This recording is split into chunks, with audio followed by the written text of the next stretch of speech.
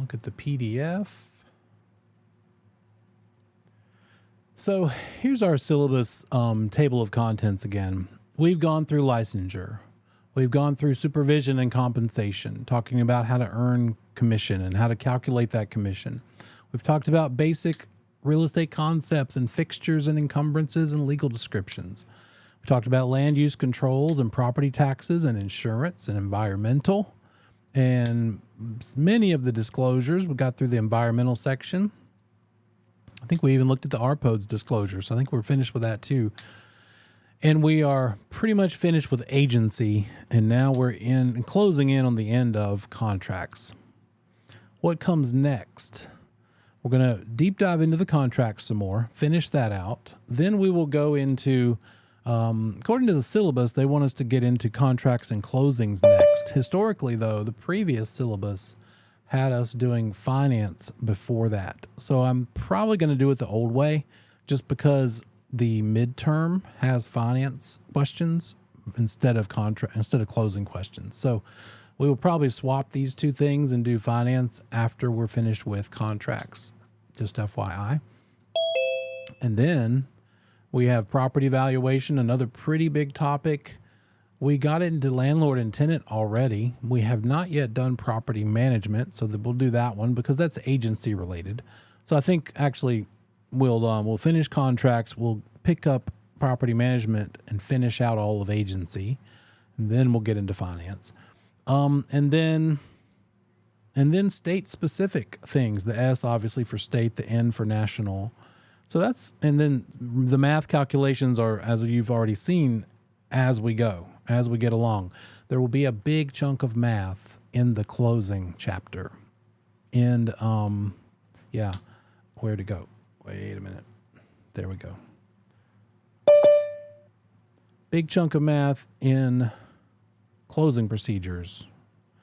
My Adobe is not being nice to me. Let's see. There we go. There. In closings, yeah. So that's what's coming. Hang in there. As you're taking practice exams, as you're doing your own study, get your money's worth. Get your mileage out of me. Use me, right? Write down questions. Certainly try to find the answer yourself, but if you're still confused, give me a shout. Notion, email, text, bring questions to class. I welcome all of it. Make sure that you use this resource. Don't just lean on your own self the whole time. Let me see here. Okay, let's look at the syllabus for a minute. Here we are it's page 44. There we go. Real estate practice, syllabus section 9. We've gone through unauthorized practice of law, right? Never do it. Never be an attorney. Never act like an attorney unless you are one, I guess is the best way to say it. We talked about tortious interference with contractual relations. Don't steal people's clients. As a realtor member, specifically, that's against the Code of Ethics. Code of Ethics, Article 16. In fact, if we click that hot link, we can see the Code of Ethics. Let's just do that for fun. And there it is, the Realtor Code of Ethics. Just Article 16. There's a bunch more articles, obviously. And it holds us to a higher standard. Every 3 years, by the way, we have to take an updated ethics course from this organization, from National Association of Realtors. We're required to complete an updated ethics course. And for me, it just so happens that this year is my year. So by December, I need to take that course. And I've done it all before, right? I'm not learning anything probably all that new, but it's just a refresher, sort of like the update course contains some recap and also some new stuff too for keeping our licenses active. So as we went through listings, we talked about listing contract provisions. We bring this over a little bit. There we go. And there's the property management section that we're going to pick up in a little bit. There's fair housing. And in a minute, we're going to get to contracts. Promise.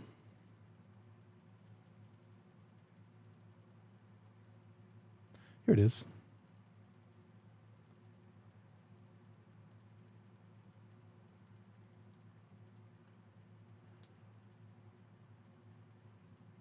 Oh, okay. No, this is about trust. We are going to touch on and talk about trust funds, what you need to know about the trust account. There it is. I finally found it. We've gotten through a lot of this, the parole evidence rule, the thing that says, look, if you've had preliminary verbal discussions and then you went into a written contract and that written contract differs from the preliminary verbal discussions, which thing wins? What's the judge going to say? He told me he would throw in the washing machine. Did it make it into the contract? What's the judge going to say to that?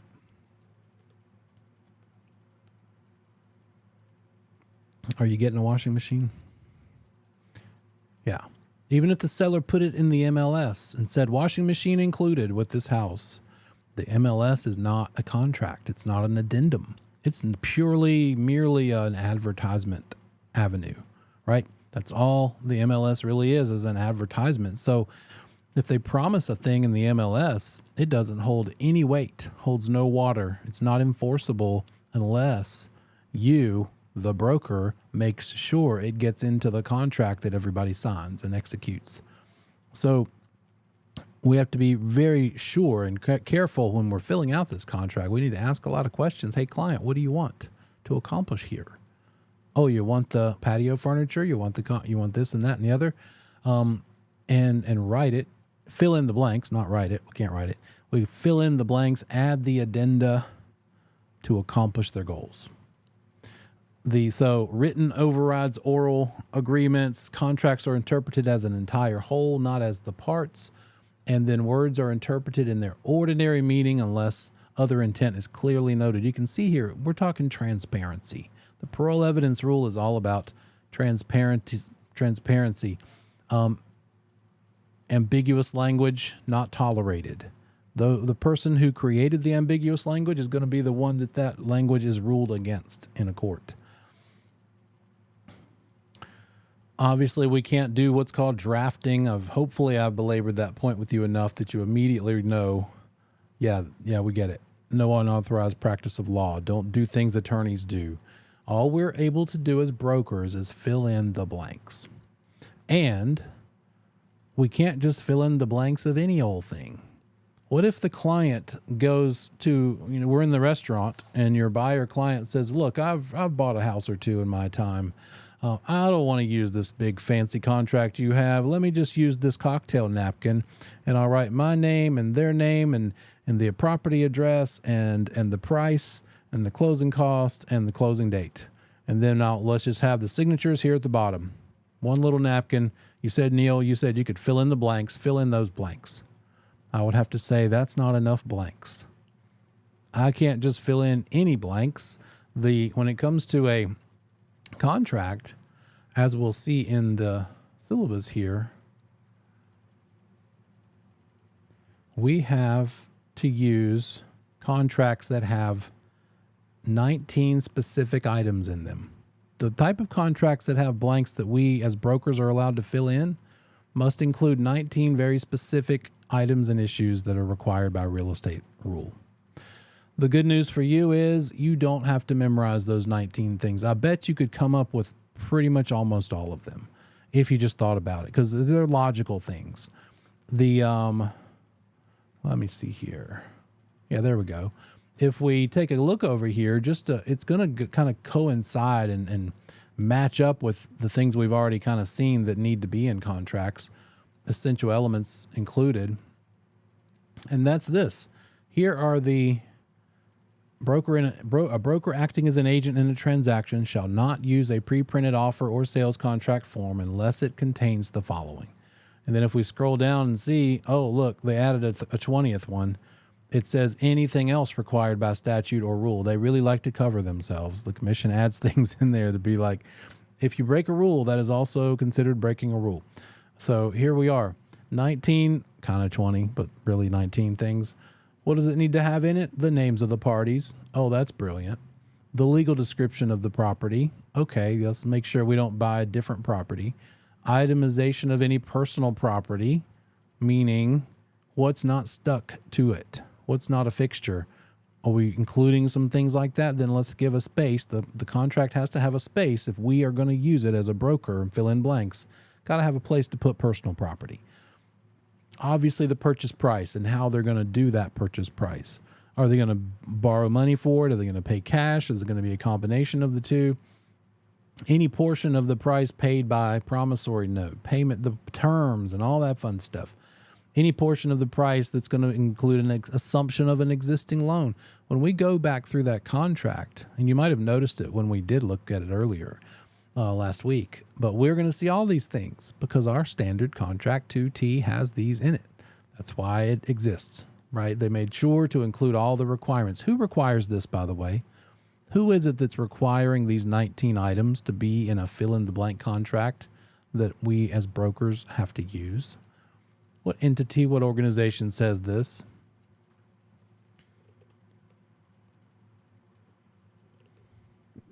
Is it a combination of the Real Estate Commission and the Bar Association? Sort of, but I guess the short answer here is the thing we're reading here is because the Real Estate Commission made it so. So the Real Estate Commission requires the 19 things. The combination of the Bar Association, it's with the NC Realtors, right? The North Carolina Association of Realtors, they execute it. They made this thing happen and gave us this form, created this form based on the 19 things that the commission told them have to be in it. So it's sort of, right, it's sort of that answer. So we've got to talk about the price and how the payment's going to happen. If there's discount points, if there's qualification, or if there's a loan assumption, also the earnest money. What sort of promise, what sort of good faith are you going to give that seller to show that you're a serious buyer? And then where's it going to be kept? Who's the escrow agent? When we get into the trust account section, we'll learn more about that. That earnest money is a promise. It's not a promise, but it's sort of a, hey, I'm serious. It's a sign of your seriousness and your ability. And it's a check, usually, could be a wire, but it's made out to not the seller, not the broker necessarily. It's made out to whoever's going to hold it in the trust account or in the escrow account. Trust account, escrow account, same thing. So when it comes to trust accounts, different firms, a firm could choose to have a trust account. A firm doesn't have to have a trust account. We as real estate firms, because I am one, I have one, I had a choice to make when I started this firm. And I knew that the rule was firms don't have to have one. And I took full advantage of that, and I don't have one. I don't want to. Because when you have a trust account, that's where you park other people's money, including the earnest money, including rent payments, if you do property management, tenant security deposits, anybody else's money besides my firm's money, my money. Those two things can't sit in the same account. And we may have already covered it briefly, but the magic word, the magic bad word that we're not supposed to be guilty of, we can say it, but we can't do it. And that word when it comes to trust accounts is commingling. No commingling, no mixing the monies that is possessed by client and broker. Or let me say it better, can't mix the money of the client with the money of the custodian of the trust account. What if a firm doesn't have a trust account? I don't. And if I represent a buyer and I write an offer for my buyer, I call that listing firm, call that listing agent and say, hey, bringing you an offer on your listing. But the thing is, I don't hold earnest money. I don't have a trust account. You're going to have to hold it in your company trust account. They quite often will say, well, we don't have one either. In which case, we need to find a trust account to park this money in once this offer gets accepted. And that's why we've mostly as an industry gone to the attorney. The closing attorney has a trust account. They do all kinds of things with other people's money. They have to park other people's money, not in their own firm, attorney firm trust account or bank account. So they can't commingle either.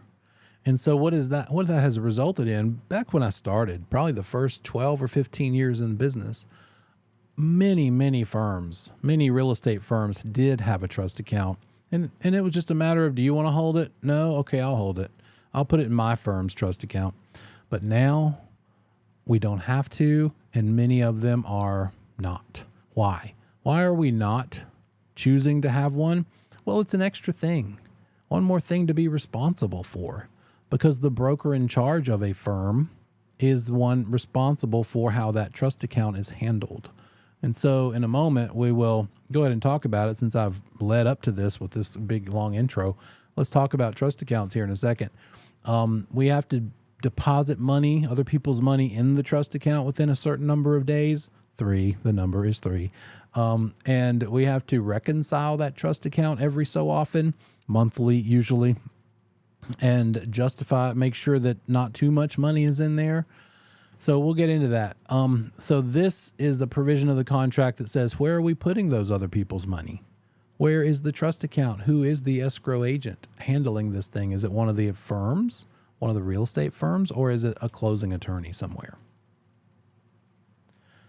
Something else, item 8 here, any loan that has to be obtained. Oh, you getting a loan to buy this property? Welcome to the 90% club. Most people do.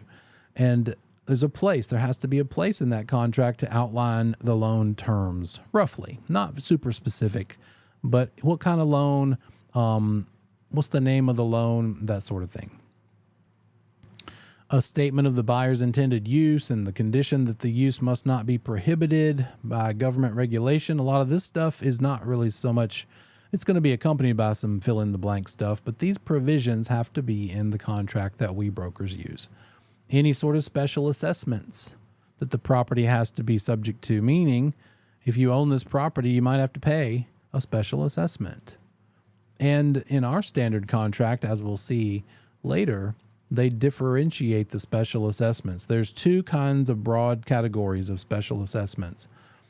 In other words, if this property is receiving a benefit, like a street light at the street in front of you or a sidewalk in front of you, and therefore the government has said, you're going to have to pay for this. You as the owner benefiting from this, you and everybody on this 2-mile stretch of highway has to pay $100 a month for the next 3 years. That sort of special assessment, then that has to be spelled out. We need to disclose that. So in our standard contract, there's 2 kinds of special assessments. There's a proposed one, a proposed special assessment, and a confirmed special assessment. One of these types of special assessments is not the seller's problem after closing.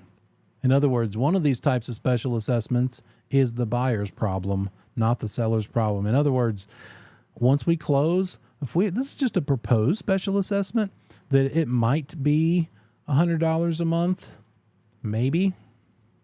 It hasn't been voted on, just proposed. Well, the seller is going to be long gone. They won't be the owner when it finally does get confirmed, if ever. But right now it's only proposed, therefore the buyer's problem, buyer's expense. So we'll put a little B there, buyer's problem. But if it's a confirmed special assessment that the seller has already been maybe paying on, it's already confirmed, then it's the seller's expense at closing. In other words, hey, seller, you've got to pay $100 for the next 12 months. This is a confirmed special assessment. What's $100 times 12 months? Yeah, seller, you're going to have to pay $1,200 to settle up this special assessment at closing. The buyer's not going to inherit this because it's a confirmed one, not a proposed one. So special assessments gets a little complicated. And we've got to outline that in the contract, make sure that the buyer knows what they are facing. Hey, they're voting on this thing. It's not confirmed yet. So therefore, if you buy this house, maybe within the next few months, you're going to have an extra thing. You're going to have an extra expense coming out. And then, there we go. Date for closing or transfer of possession. When are we going to have the settlement? When are we going to have the closing? And the signature places, the place where the parties to the contract actually sign. What's the date of offer and acceptance? Is this a executory contract? I guess it depends on where in the timeline we are. It could be either. And a provision that the title to the property must be delivered by general warranty deed. Wait a minute.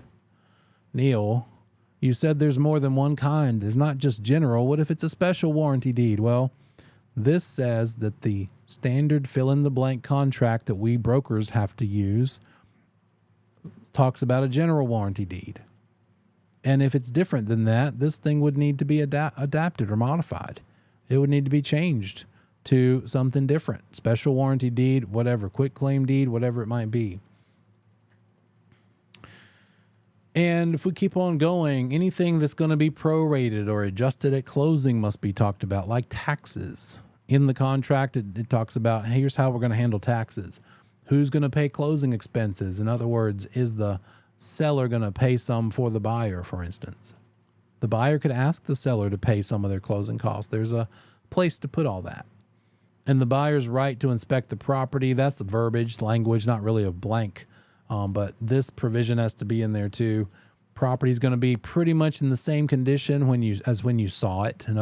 You don't want to have it so that at closing it's completely trashed.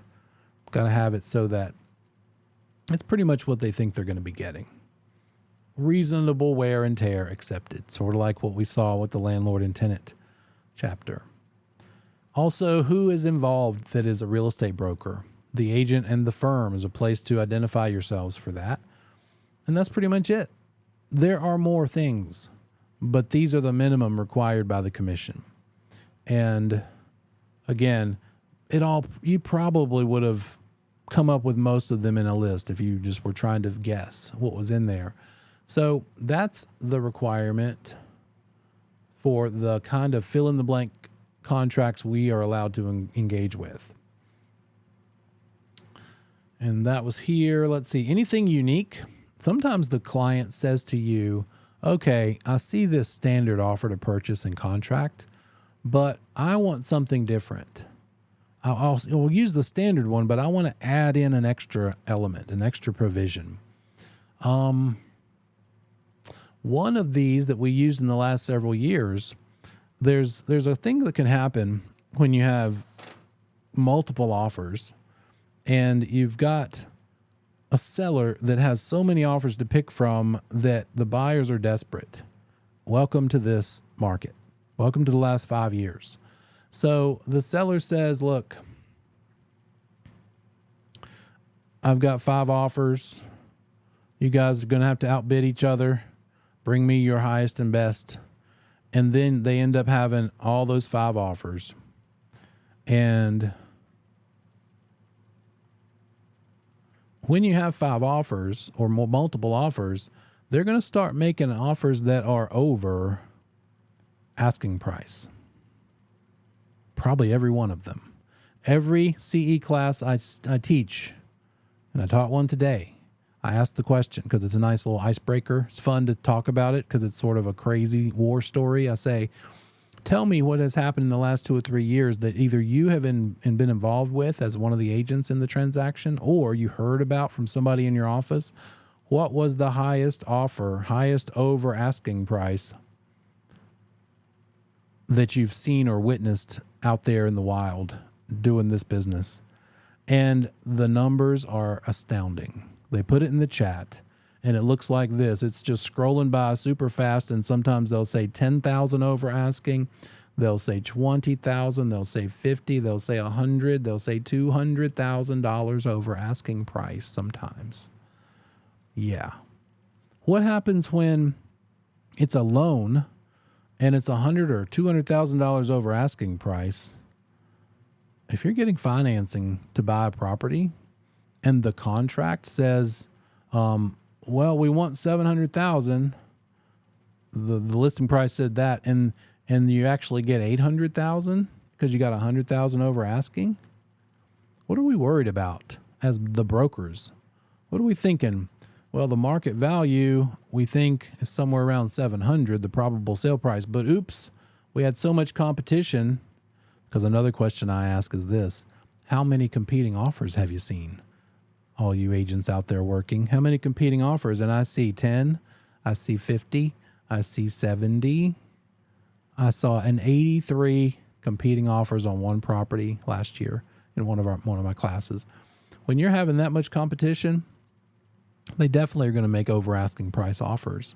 The problem is this: if they're getting financing and the contract is for $800,000, because that's what it took for that buyer to beat out everyone else, what has to happen in that transaction? The appraisal has to happen. And when we get to valuation, we're not there yet, but when we get to it, I'll show you and explain that the appraiser is like really good at figuring out the value of property, better than we are, because they do it all the time. That's all they do. We do lots of things. They do pretty much that specified thing all the time, and so they have more repetitions at it. They're better at it. So an appraiser with an appraisal is going to look at similar things that have sold. They're going to say, what are some... My pen died. Ran out of ink. They're going to say, well, fingers work, but the pen doesn't. What if it appraises for $750,000? $750,000. The appraisal comes back at $750,000 because the appraiser looks at all of the similar properties that have sold in the area, and the best they can justify similar properties selling for more like $750,000, not $800,000. That's a very common and very possible occurrence. So if the appraisal comes back at $750,000, guess what? The lender loaning the buyer this money is going to make the loan based on that lower of the two. The lender's not going to make the loan of 90% of the purchase price based on $800,000. They're going to make it 90% of $750,000, the lower of the price or the appraisal. We'll get more into that in finance. In other words, somebody has to meet in the middle, meaning either the seller's going to come down a little bit on the price and maybe the buyer's going to add to their down payment and they'll meet somewhere in between, or the seller could say, heck no, I'm not coming down. You agreed to $800,000. Do you know how many offers I had? Do you know how easy it would be for me to get a new buyer? And so, hey, buyer, if you want this, you're going to have to make up that entire $50,000 difference yourself. I hope you can bring some more cash to the table, add to your down payment. And the document that we used for a seller to tell a buyer this is called an appraisal waiver. So a smart buyer agent says to their buyer client, look, buyer, you're willing to pay over asking price. Let's go ahead and assure the seller that we're not going to ask them to come down. Nope, not going to ask them to do that. Let's go ahead and assure them that if something does go sideways and the appraisal comes in lower than the contract, that we won't ask you to make up the difference, seller. We will add to the down payment.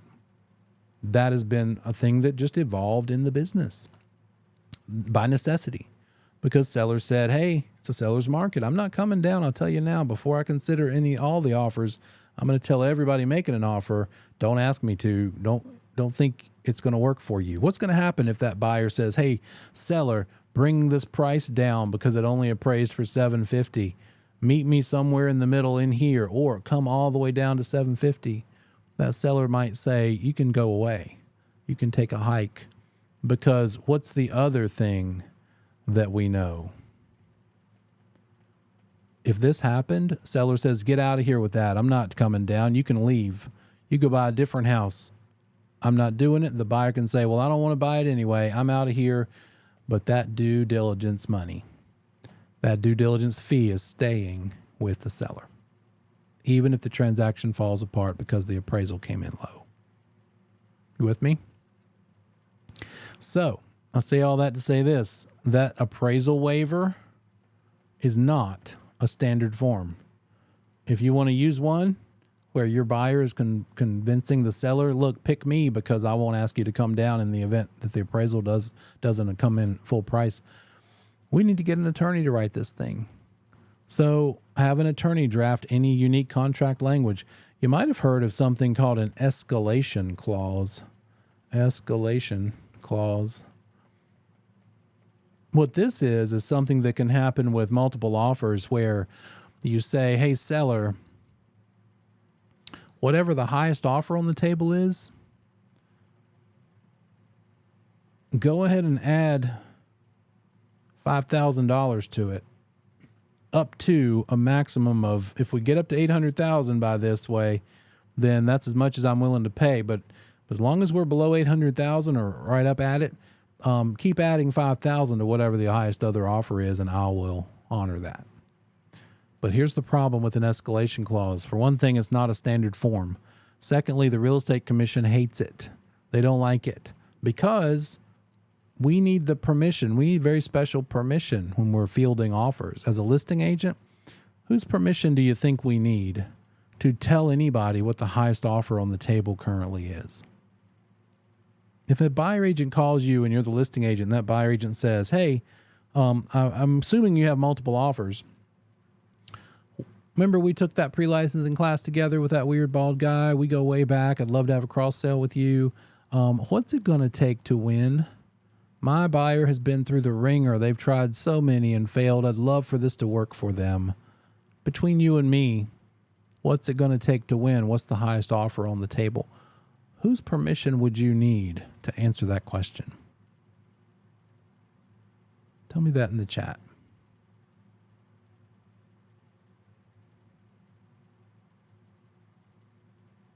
I get it all the time in every CE class. Aged veterans, agents have been in it for 10, 20 years, get this wrong. And 2 out of the 3 of you nailed it already, right? Right off the bat. And that is indeed the one who made the highest offer, right? It's very typical for people to think of the seller, because the reason they guess that is that when it comes to the question of, are there multiple offers, then that is for the seller to give you permission to disclose it. And what I like to do is say, hey, seller, before we get to this point, if we have multiple offers, don't give me permission to disclose it. I don't want that permission, and here's why. Because if we run across a buyer that has lost 20 in a row, they might have a bad taste in their mouth about multiple offers and not want to engage again. They need to hurt for a little bit, feel sorry for themselves, and it's awful. But we might have also turned away and discouraged a buyer who would have been the best offer for the seller. And we represent the seller. We're looking out for them, not the buyer. We're trying to get the best offers for them. So why would we want to discourage what could have been the best offer? So rather than say, yes, there's multiples, and accidentally maybe scare off one potential offer that could have been the best one, let's say, I'm sorry, the seller has not given me permission to answer that question. So a little strategy, right? A little strategy there. But that's for the seller's permission to be given. But the dollars over asking, the highest offer on the table, that kind of thing, it's for the one who made the highest offer. And guess what? You'll never get it. Why would you? Who's going to be dumb enough to say, yep, here's what it's going to take to beat me. I made an 800,000. If you can just go 801 cent, I'm not going that high. You'll beat me. No, it ain't. It's not happening. So highest offer on the table is for the highest offeror to give. And so how do we do an escalation clause without disclosing what the highest offer on the table is? It's not even okay to say it anonymously. We can't say, well, we just won't disclose their name. No, you can't say the number or the best price and terms at all without their permission. Therefore, no escalation clauses. If they were allowed, there's no standard one. We'd have to get an attorney to draft it. Any sort of thing that's over and above extra that's not already available as a form, always advice that you give to your client is this: let's have an attorney do that. And by the way, this is not testable, but out in the field, you're like, gosh, I don't want to hire attorneys all the time. You develop relationships, and you will have picked 2 or 3 or 4 attorneys that you have closings with or recommend for settlements, for closings. And usually the relationship is good enough that I've emailed one of the paralegals that I work with a lot at any of the given attorney's offices. And I say, hey, could you maybe shoot over a generic fill in the blank appraisal waiver for us to use on an offer? And I've gotten them that way, even for free. Sometimes they're like, hey, okay, you're going to probably use me for 10 more closings this year or more. So yeah, we'll throw something your way. What else? We as Realtor members can use those forms provided by NC Realtors. And when it comes to the Realtor organization, don't forget it's 3 segments. It's the National Association of Realtors. It's the North Carolina Association of Realtors. So NAR, National, NCAR, and then your local board. Local. So for me, it'd be Charlotte. I could also have picked the Cabarrus County one because I'm actually outside of Charlotte, just to the east. But long ago, I was at a Charlotte firm, and I decided, well, let me go with the larger city. No real big difference. No big deal. Non-realtors may not use these forms. If you don't become a realtor, you're going to have to figure out where to get forms. You can't use these ones. And that might include hiring an attorney to write them for you, which is probably not cheap. Also, non-realtor brokers can... okay, there we go. Non-realtor brokers can obtain and use contracts and standard addenda that are jointly approved that bear only the NCBA logo, not the realtor one. So because you're not a realtor.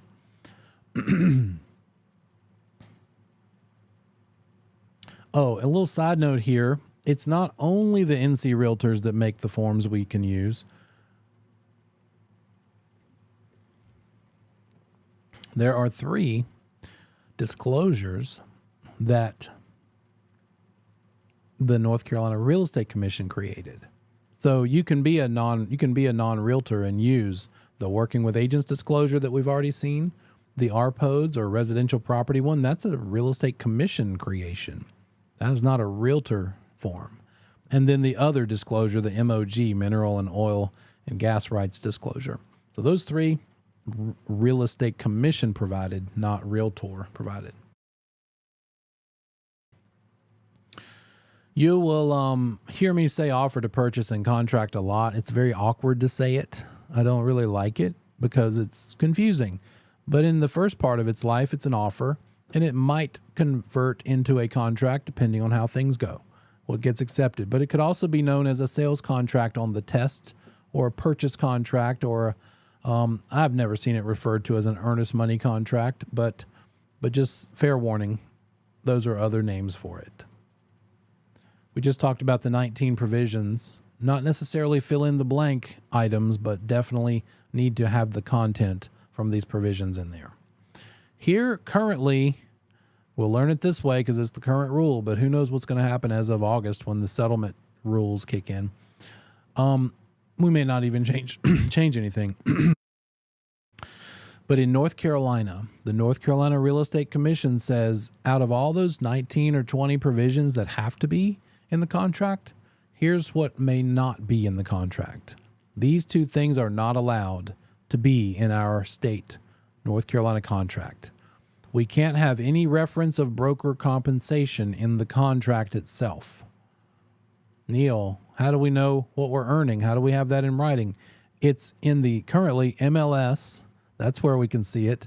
It's also in the listing agreement. If you're the listing agent, that's where you'll have proof from your seller, signature from your seller signed that says, yes, here's what I promised to pay for commission. So listing agreement references it. The MLS has it until August. Who knows what the new thing will be? You probably don't need to worry about it until you're in the business. So we're going to learn it the old way for now. But what can't be in that contract, as we go through the contract, I'll show you where it could show up if it were allowed to be there, but it's not. So it's not going to be there. Is you don't say, hey, we're making an offer of $800,000, but only if you pay my broker 3% commission. That's the kind of thing I'm saying. Can't have that in there. The other thing you can't have in our contract here in the state of North Carolina is a liability limitation or a disclaimer from the broker saying, look, I might be terrible at this. You're not going to sue me over it. Or something worded better than that. More specifically, I've seen wording sometimes show up in the MLS like this. Listing broker not responsible for exact square footage Buyer agents should verify it for themselves. And I have to say, every time I see that, which isn't often, but when I do, I think to myself, well, good luck with that. I appreciate the effort. It was completely pointless, and you ruined all of that fake virtual ink because you can't disclaim, you can't lift a liability from yourself. And certainly if they put such a thing in the contract, it wouldn't work. You are still responsible for things. So you can't have a liability disclaimer. You can't have compensation referenced in the offer to purchase. What if we're a buyer agent based out of Charlotte, belonging to the Charlotte MLS? Do you remember the part about how the MLSs are local? They're not statewide. There's not a North Carolina MLS, and that's it.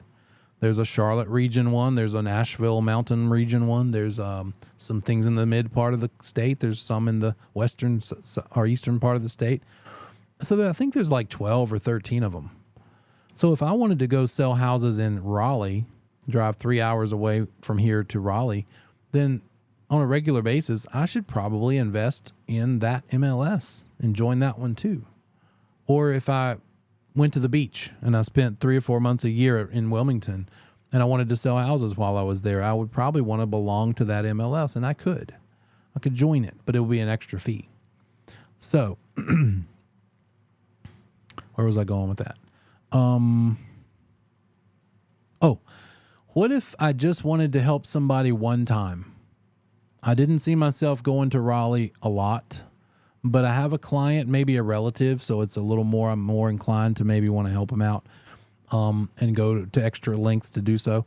I'm a Charlotte-based agent, but if I want to go to Raleigh and say my cousin is who I'm helping, and they say, hey, I already found the house, you don't even have to go do a search, let's put in the offer. I'm not a member of that MLS. Could I help them put an offer together for a house that's not my same multiple listing service? Yes, I could. But I'm not a member. I have a North Carolina license, which covers the whole state. But my MLS membership is only for Charlotte area. If I wanted to write an offer and find out, is that listing agent going to pay me a commission? Well, if it's not in my MLS, I don't know. Because the only thing that we know when we see commission mentioned in the MLS is that's what they'll pay to fellow members of that MLS. That's for the fellow subscribers of that given multiple listing service. And so if I'm outside of your MLS area, I need to call that listing agent and say, hey, you got a buyer who might want to buy your listing, but you see, I don't belong to your MLS. Would you still pay me? Would you still pay my firm? And they could say no.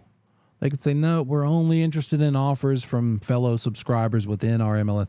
Or more likely, they'll say, yeah, probably, because really they need to entertain all offers, right?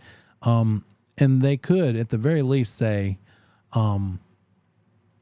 yes, I'll take your offer, and we are normally paying 3%. That's what we have it in our MLS for. But if you're out of area, I'm probably going to have to do a little more work. You might have to lean on me to send you some comparables to help you figure out what price to offer. And that's more than I'm willing to do without getting compensated. So I'm going to need to only pay you, my seller should only have to pay you 2.5%, not 3%. There could be a reason that you pay them a different commission since they're not in your MLS. But it's not even automatic that they should pay you or could pay you anything. What if they refuse to pay you anything? They're not accepting. Seller says, nope, good enough for me. Let's just stick with whoever's in our MLS. I don't want to deal with this out of area person. That could result in the agent, me in this case, saying, okay, well, it's more important to me that my seller gets what, or my buyer client gets what they want. So could I just refer them to you? You could be a dual agent, or they could be unrepresented, or I just don't get paid and I help them anyway. So you could work something out like that, or maybe at the very best, get a referral fee, something like that. So there's some flexibility there, but we would need to spell that out. It's not going to be automatic. Prohibition against broker including prohibited provisions or drafting. Can't draft language without, even if the client tells you to. Because remember, our old car fiduciary duties includes follow their orders, follow their obedience, be obedient to their orders, but they're lawful orders, and it wouldn't be a lawful order if they said act like an attorney, draft some legal language. You have to say I can't do that. We need to get an attorney to draft that. Or what's another option? If our buyer or seller client wanted to add a provision, write some language, we can't do it. They don't want to pay an attorney to do it. What's another choice? One other choice for adding language to the agreements. An amendment? Who could write it? That's the question. Who could write that amendment? If not us, and if not an attorney, because they don't want to pay an attorney $500 to do something. There's still two more people that could write an amendment. A legal Power of attorney? Oh, that's a good point. If they gave power of attorney to someone, but they themselves could write it, right? The buyer themselves could write the thing. The seller themselves, the parties to the transaction. Should they? Probably not. Because, you and I both probably see some things sometimes and we're like, all they have to do is write one sentence. Why do they have to make it so complicated? That's typical attorney.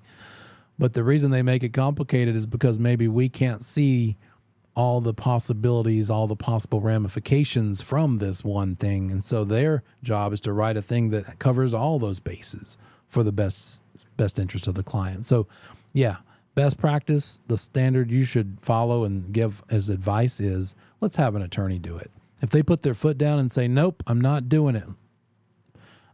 Depending on the cost, I might be so inclined to get an attorney to do it that I might pay for it because I don't want to get all weird with some kind of mishandled and miswritten thing. I didn't write it, but they won't pay an attorney. Maybe I will. Depends on the price, depends on the commission. Or they could say, I'll just do it. I'll write it myself. In which case I want to go on record with them, write an email, follow up to the phone call and say, okay, based on our conversation this morning, you were going to write the amendment that you want to include. But again, just to reiterate, I don't advise it. I really think we should get an attorney to do it. You want to have something you can point to for later in case it all blows up and they write a stupid amendment that blows up in their face or an addendum. And you can say, yeah, I told you not to. See this here over here. I sent it to you that same day back all those months ago. So all sorts of that CYA, protect yourself, limit your liability kinds of tactics. Okay, and that brings us here. The offer to purchase and contract standard form 2T that we have permission to use if we're a realtor. And the addenda that you might want to add to it are what we need to review. And we're going to do a lot of that tonight. So, and here it is, required activity, look at everything. Basically, conduct a detailed review of each paragraph, including any prompts. The prompts are in boxes, like blue and red boxes. I'm going to go ahead and add it so you don't have to go find it. Here we go. Heck. I'm just going to send you, well, let me just do the one thing. I don't want to overwhelm you. Here is the most recent version that we're going to go over tonight. And so you can open it up, have a PDF alongside on your device, but this is what I'm going to be sharing and then showing you as we talk through everything. There's another thing that would be helpful for you. I will add that one as well. This is a great document because for most of the major forms that we use, like contracts and listing agreements, the big stuff, there's a G version of all of those, the guidelines. So this is a offer to purchase and contract guidelines, how to fill it out. It looks like this. Guidelines for completing it. Might be useful to you in your studies to read through this thing and just kind of see what they are suggesting you do with this thing. When you get to each little provision, here's their suggestion. Things like this. Make it legible. Put something in every space. Put NA or none if you have to, but never leave a space empty. We'll get through the rest of this when we come back from break. I'll see you here in 10 minutes.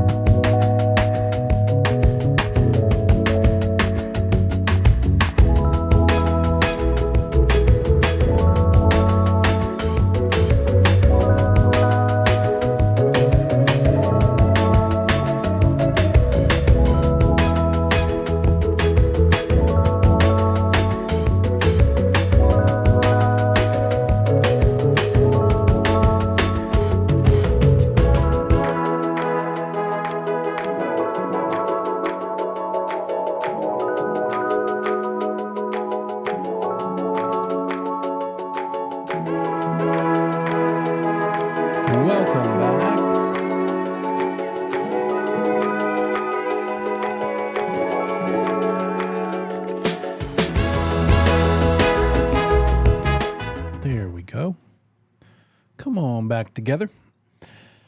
Okay, now we're in it. Here is the review of the standard offer to purchase and contract form 2T. The guidelines is something I'd like for you to read on your own. Just kind of compare it to what we go over and talk about in class tonight later. Then it probably will solidify and kind of stick a little better. So they talk about, this is one of those sections of the syllabus, you know, some of them aren't very helpful. Some of the parts of the syllabus just have a whole list of words for you to know. But this is one that actually has a lot of real content that is testable and useful. So the proper use of the offer to purchase and contract form, OPC is what that is. So is for single family residences. Primarily for single family residences.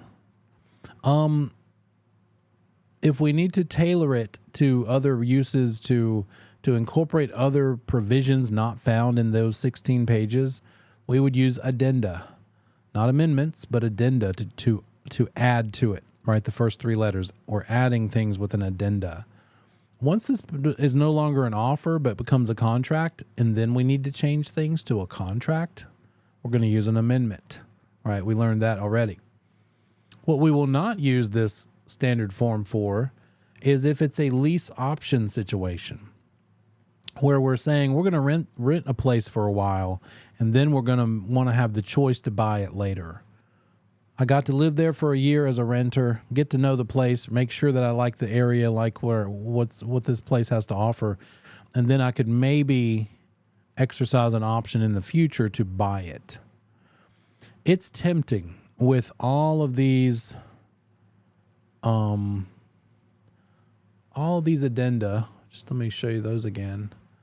Oops, that's not the one. This is the one. All of these different addenda that we have access to when we're Realtor members, it's tempting to say, oh, you want to do a lease with an option to buy? Then easy. Let's just take the standard offer to purchase and add it to a standard lease. We have both of those at our disposal, but the commission says you better not do that. Don't Frankenstein two different documents for this purpose. If somebody wants to do a lease with an option to buy, there are more provisions that are not handled and already built in to those two individual forms. In other words, what do we think? What do you think we need to do? If we're a broker and our client says, I want to do a lease with an option to buy, how should we get our hands on a document to accomplish that?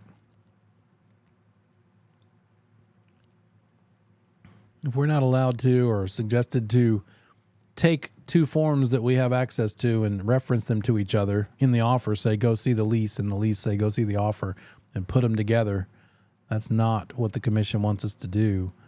Then what? What would we do?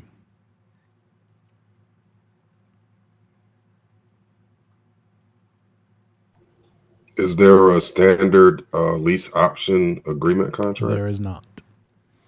Good thought, though. That'd be my first guess, too. Let's go look, see if there is something for us to use. So if there's no standard one, no fill in the blank, the commission says don't put them together and make just go to an attorney at that point and get them to draft you one. There you go. As well as these other things, too. A lease purchase. Lease purchase, how's that different than a lease option? Well, the lease purchase is what you're going to do if you exercise the option, right? You're leasing it and you're going to buy it. You're leasing it and making headway toward buying it.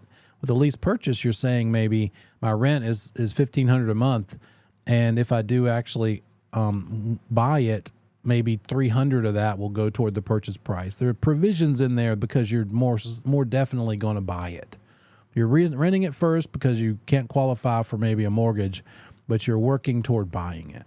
Or the third option here is an installment land contract. Sounds big and fancy, but all that really means when you see that spelled out, let me see here. Okay.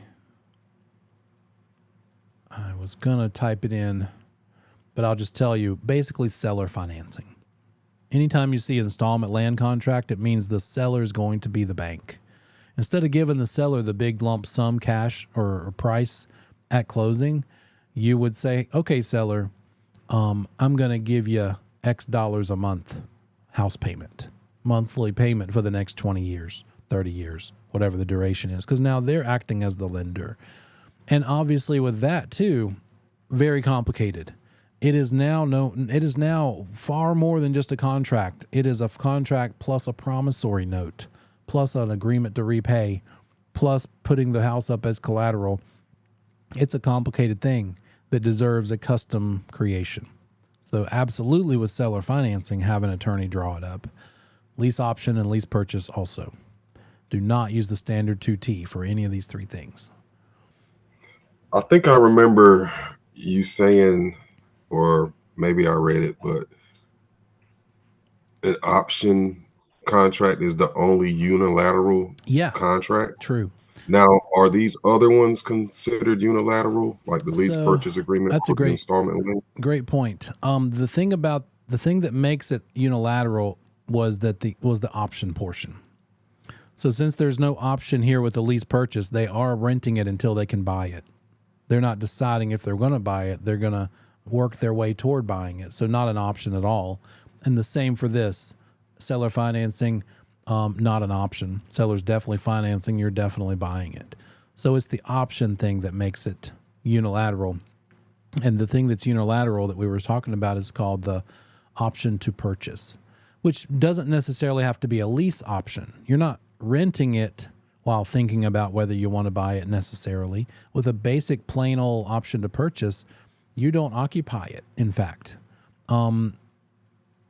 There's two other kinds of things that are look similar to an option to purchase, and they are called preemptive rights. We're going to get into that later. One of them says, look, if the seller decides to ever sell it during a certain time period, if you have a first right of refusal, the seller in writing is promising you to run it by you first and give you a chance to buy it before they'll sell it to anyone else. Or if somebody actually makes them an offer. So either they decide to sell it in the future, they'll run it by you first, see if you want to buy it, or somebody comes along in the future and makes them an offer. They can't sell it to that person until they run it by you. So because in that option to purchase situation, the seller can't do anything until they wait and hear from you if you want to actually buy it or not, then that's what makes it unilateral.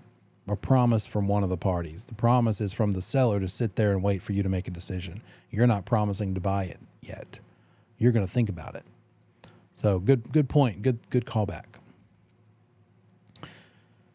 So we're going to do this item by item review and look through this offer to purchase. And what we'll see as we go through, I'm going to be flipping back and forth from here in the syllabus to actually that contract. So we're going to see it spelled out that we need to make sure it's readable or legible.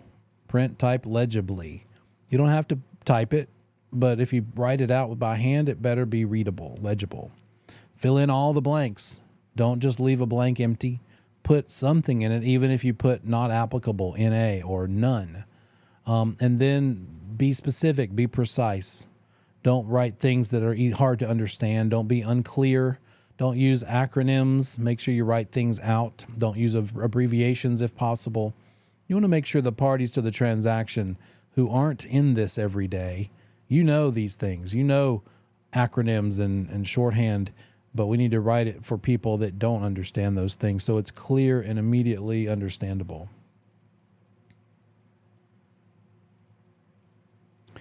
And then any changes made along the way need to be initialed and dated, basically acknowledged by the parties that they I started stuttering, that they see the change and they're okay with the change. So we could have something that looks like this, the back and forth. You've seen this little counter offer thing. We have the buyer's side, we have the seller's side. The buyer drafts an offer to purchase, creates, fills in the blank of an offer to purchase and contract and sends it over to the seller, and the seller makes a counter offer and blah, blah, blah. And finally it gets accepted by somebody. The last version, somebody made a change that everybody agreed with.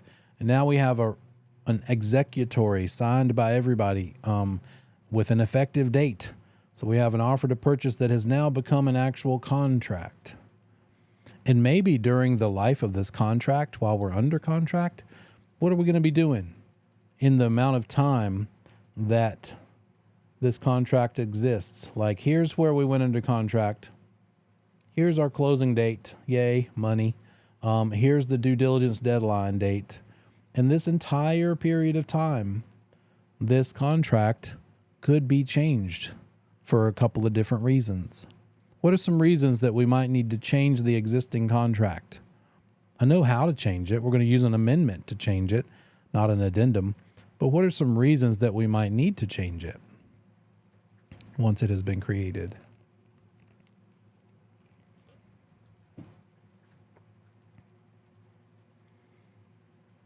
What's the first Buyer thing? having trouble obtaining a loan.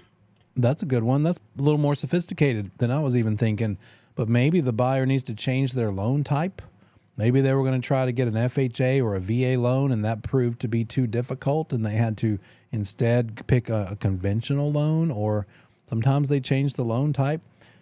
So maybe loan change, a change to the loan, the type, or they wanted to pay cash, but then they actually wanted to get a loan, but they told you cash because they thought you might be more inclined to accept it. And that's a little bit of a gray area. People aren't too thrilled when you're picking an offer because you think, oh, they're going to pay cash. But then you find out, well, they'd really rather get a loan. Can the seller back out? Well, that's kind of awkward and difficult. We wouldn't be too thrilled about it probably. You'd want to make sure that loan is not going to have any trouble. But another one happens within that due diligence period for sure. You want to make sure that they do some things during that due diligence period. What are those things that need to happen during this due diligence period of time? Your buyer needs to do. You're going to help them with this and make suggestions on who to hire for these things. Inspection. Yeah, inspection. And so based on the inspection, it might be that, when the buyer made this offer that got accepted, they were assuming it was pretty much good to go.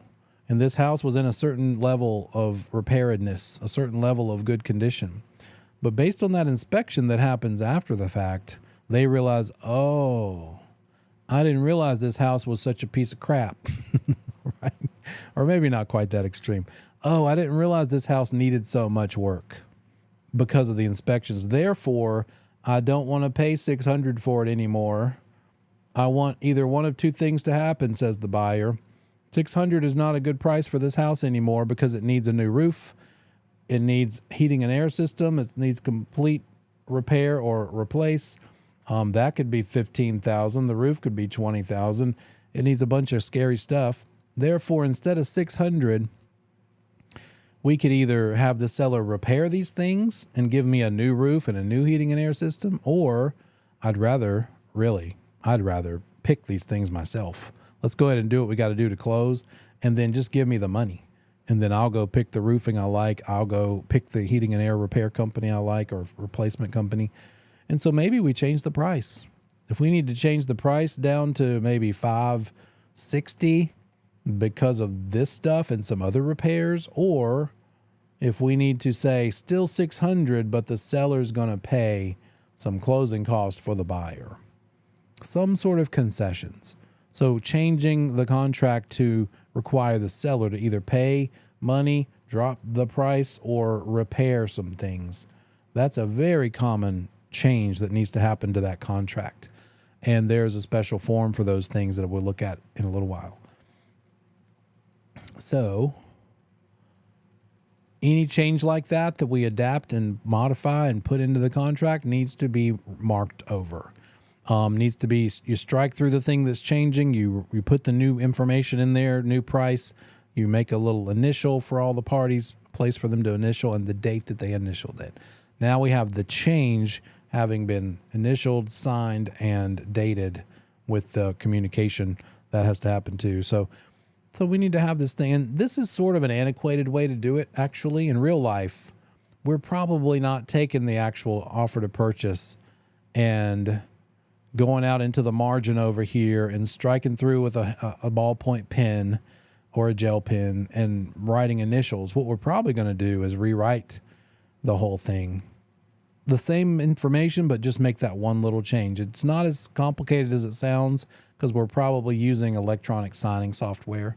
So all we have to do is open up the DocuSign or the Adobe or whatever we use, go to that one page, make the change, and then just have everybody initial and date electronically and acknowledge that this is now the new part that we've adapted or adjusted here. There we go.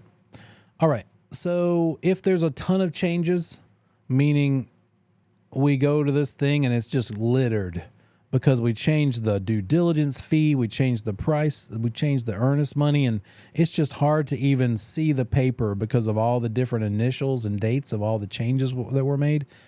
Rather than do that, the commission says, let's just rewrite the whole thing. Sort of like what I just told you. They would rather it be brand newly written with all the most recent changes, looking as if that's the way it came from scratch, from the original beginning. They'd rather that than to have a whole lot of cross-throughs and initials and dates of things. And then whatever you do in this thing, the original version, the changed version, and then the cleaned up version, keep everything. For 3 years following the transaction's end, termination, which could just be a closing, or termination could mean a fall through. For 3 years after this is now a dead transaction, either from success or failure, we've got to keep all the documents related to it. Everything everybody signed, for instance. And then review all contract provisions with the parties to the contract. Recommend they get legal advice. That's in there too. It's built in. It's written in. Hey, you should talk to an attorney. I doubt people read the whole thing. I cover a lot of it. I want to point out all the important provisions, but certainly always advisable that they read it. But it's part of my job as their broker, is to point out the important parts. There's also a lot of boxes and warnings in the form, in the contract, and they say make sure that you point those out both here in the class together and then also in real life. So if we're flipping through this thing, just kind of looking at the aerial view, not even so that we can read the words. Look, there's 2 blue boxes. Those are guidelines. Hey, you might want to consider this extra thing since you're here. Here's 2 more blue boxes. There's a couple of red boxes, right? So one of these red boxes is about fixtures. Don't assume anything's included. Write it all in there if it's important to you, so that you're not relying on people's word or a verbal promise from the beginning. And in this one, they talk about, hey, by the way, special assessments are talked about again in another part of this agreement. Look ahead at paragraph 6A and 8L to see more about special assessments. You could be a brand new agent and just make sure to pay attention to the blue and red boxes and probably do a pretty good job with one of these for the very first time. They make it almost foolproof. They make it super easy I'd read ahead before I'm talking to a client about it. I would want to have gone through this several times by myself and role play it maybe with someone. But they have so many warnings and heads up moments here, like, oh, by the way, don't forget to talk about the delay. What happens if there's a delay in the settlement? See paragraph 12 that talks about that. I mean, it's almost like training wheels. Plus, there's the guidelines form too. So when you're brand new, I'd read that guidelines and see all the different suggestions that are given as to how to implement and fill out this thing. But even without the guidelines, these boxes are amazing. That's what makes it so many pages. It's 17 pages. But I bet if they took out all these boxes, it would be maybe 15 pages. But I like them. I'm glad they're there.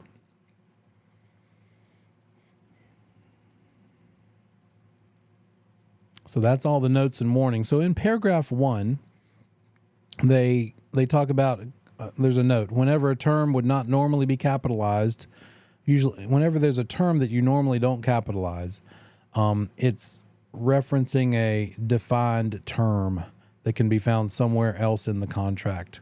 Most of the defined terms in this contract we're going to be looking at are in paragraph 1. They're acknowledging, here's what this thing means, right? Here's what this word means.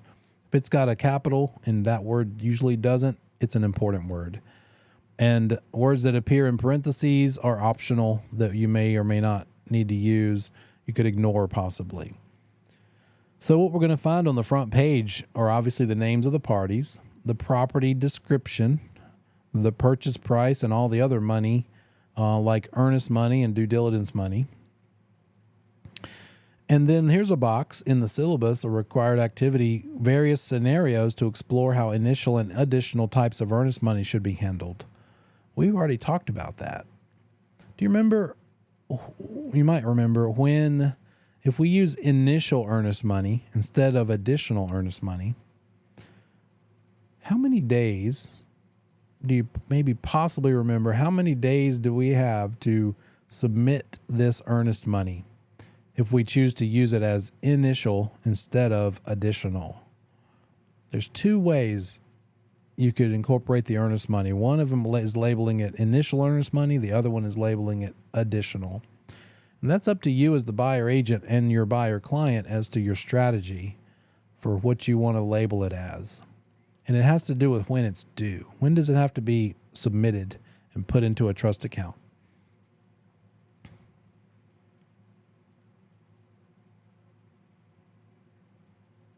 That's handled on this page, front page, page 1. And if we go down to initial earnest money, there's the one for initial. Here's the one for additional earnest money. It's two different choices. And if you first read it, you might think, oh, initial and additional, that means you have to give them some money up front, and then you have to give them some more money later. You could use it that way, but you could also use it in a way that you don't have to give them any initial earnest money. All of the earnest money you're giving is going to be classified as additional, because the main reason to use one versus the other is to decide when you want to have to give it up, when you want your buyer client to have to give it. And if we go with initial earnest money, when do they have to give it? Early, quickly, within 5 days of the effective date of the contract. And you might remember I went through a bit of a explanation of my strategy, why I don't like to use it. So when I'm working with a buyer, I'll say, hey, buyer client, I don't even want to use this one. We're not going to use initial earnest money if you agree with what I'm about to explain and propose to you. I don't want that money to be out of your possession. I don't want my buyer to give up earnest money. They already had to give a ridiculous amount of due diligence money probably, right? Because of just the competition and multiple offers usually. I don't want to set it up so that if they choose to exercise their right to back out of this contract within the due diligence period, and maybe because the seller is mad that they're choosing to do so, because in residential real estate especially, emotions are high. Emotions are a big part of this business. That's why some people go to the commercial side, because a lot less emotions, right? So it could look like this. We're under contract. We're trying to get to closing. Here's the due diligence period or deadline. And if the buyer backs out while we're still in this time period, they're going to get their earnest money back. It says so in the contract. We'll find that spot in a little while where it says that buyers should get that earnest money back if they back out during this period of time. But what if they don't? What if they don't get it back? Because the thing that's required for the buyer to get the earnest money back is, hey, buyer is saying this, and you're the buyer agent. You're telling the listing agent, hey, listing agent, my buyer's backing out. They had the inspections. They thought about it. They don't want to do this anymore. They're going to back out, and they realize they're going to lose their due diligence money. That's gone. That was gone the first day when we gave it over to the seller, never to be returned. It's non-refundable. But also, now that we're backing out before this magical date of the due diligence deadline, we do expect that earnest money to come back. Where is it? Is it with the seller? No. It's being held in a trust account by either one of the real estate firms or the closing attorney. And so can we just go by that attorney's office and say, give me that money? No. We need a form for that, a termination, and earnest money release. This form would need to be signed by both the buyer and the seller. Do you think the seller might be annoyed? At the very least, annoyed that the buyer is going to walk away. I'm sure they're happy that they're getting to keep the due diligence money, but they may have already made some plans. They may have actually gone ahead and put an offer in on a house and be under contract with another place they want to buy once they sell this. They might have made plans. They might have emotional attachments and involvement. And that seller might just be so angry that the buyer is leaving, even though they have the full every right to do so. The seller could refuse to sign this termination. They might sign the termination, but they might say, no, I do not authorize the release of that earnest money. Very typical possible occurrence here. And you might say, Neil, but it's within the due diligence period. They have to. No, they don't. While if this goes to court, because maybe the buyer and seller are going to have to go to court to decide it, yes, it may very well be that seller ends up having to give it up or sign a release that lets the attorney or whoever's holding it give it over to the buyer. While that might actually pretty much be inevitable since it's during this period, they could keep it from being released today. Because unless they sign this form, this earnest money release, we brokers cannot be the enforcers. We don't say, well, you're dumb, I'm giving it to them anyway. No. They can't. They're not signing the release. We can't release the money. Nor can the attorney if they're the ones holding it. So let's make this a worst case scenario situation. Those are always fun. What if our buyer is getting an FHA loan or maybe a VA loan? They have limited funds. They don't have just a ton of money to work with. That's why they're getting one of these kind of loans. Lower down payment is possible. Worse, little bit lower credit score is possible. And so maybe that earnest money is $5,000 that they need in order to go try again. Since this one failed, now they want to go make an offer on another house. And if that $5,000 can't come back to them today, we can't go shopping today. We can't do anything until they either save up another chunk of money to use on the next offer for earnest money and due diligence, by the way. They've got to come up with that too. And so that could really mess them up.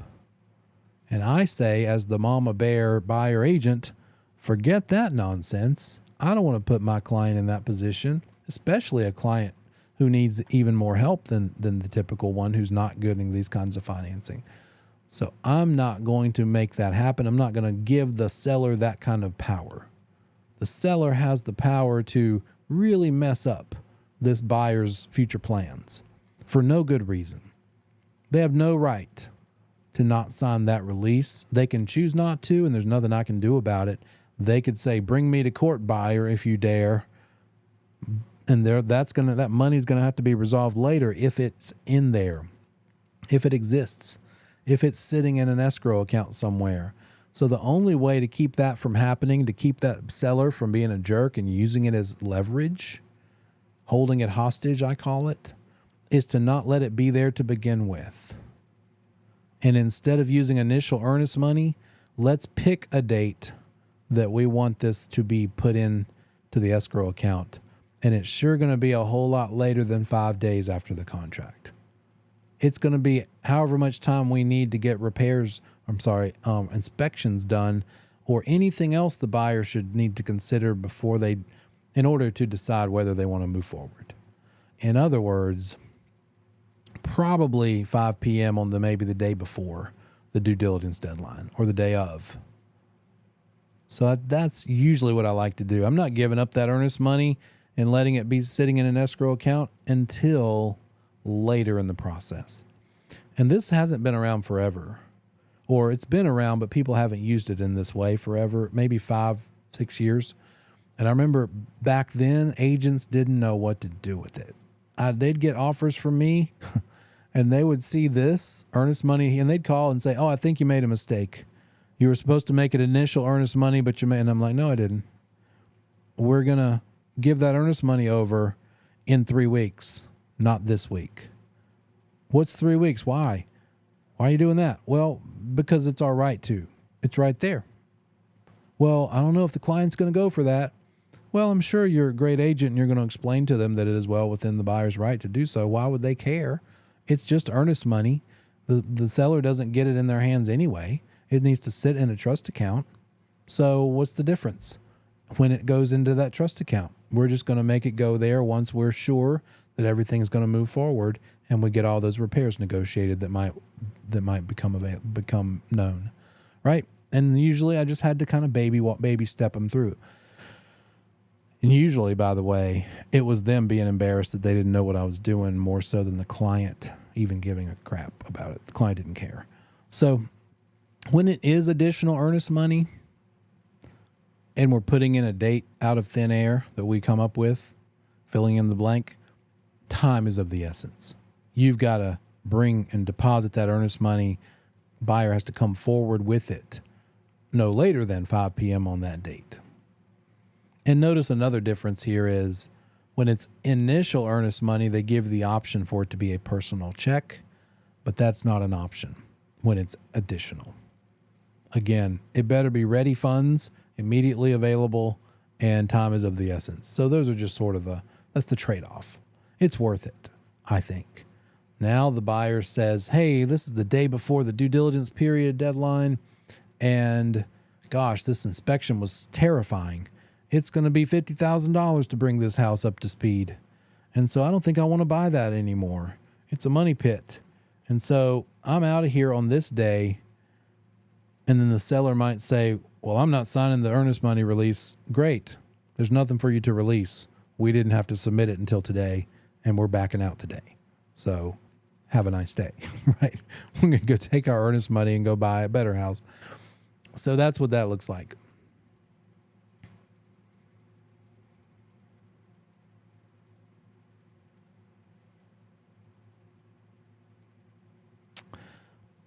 Escrow agent, in the event of disputed earnest money. So all of that we just talked about, let's just set that aside and think, okay, so what if the contract falls apart and the seller and the buyer are at odds with who gets the earnest money? Seller won't release it to the buyer.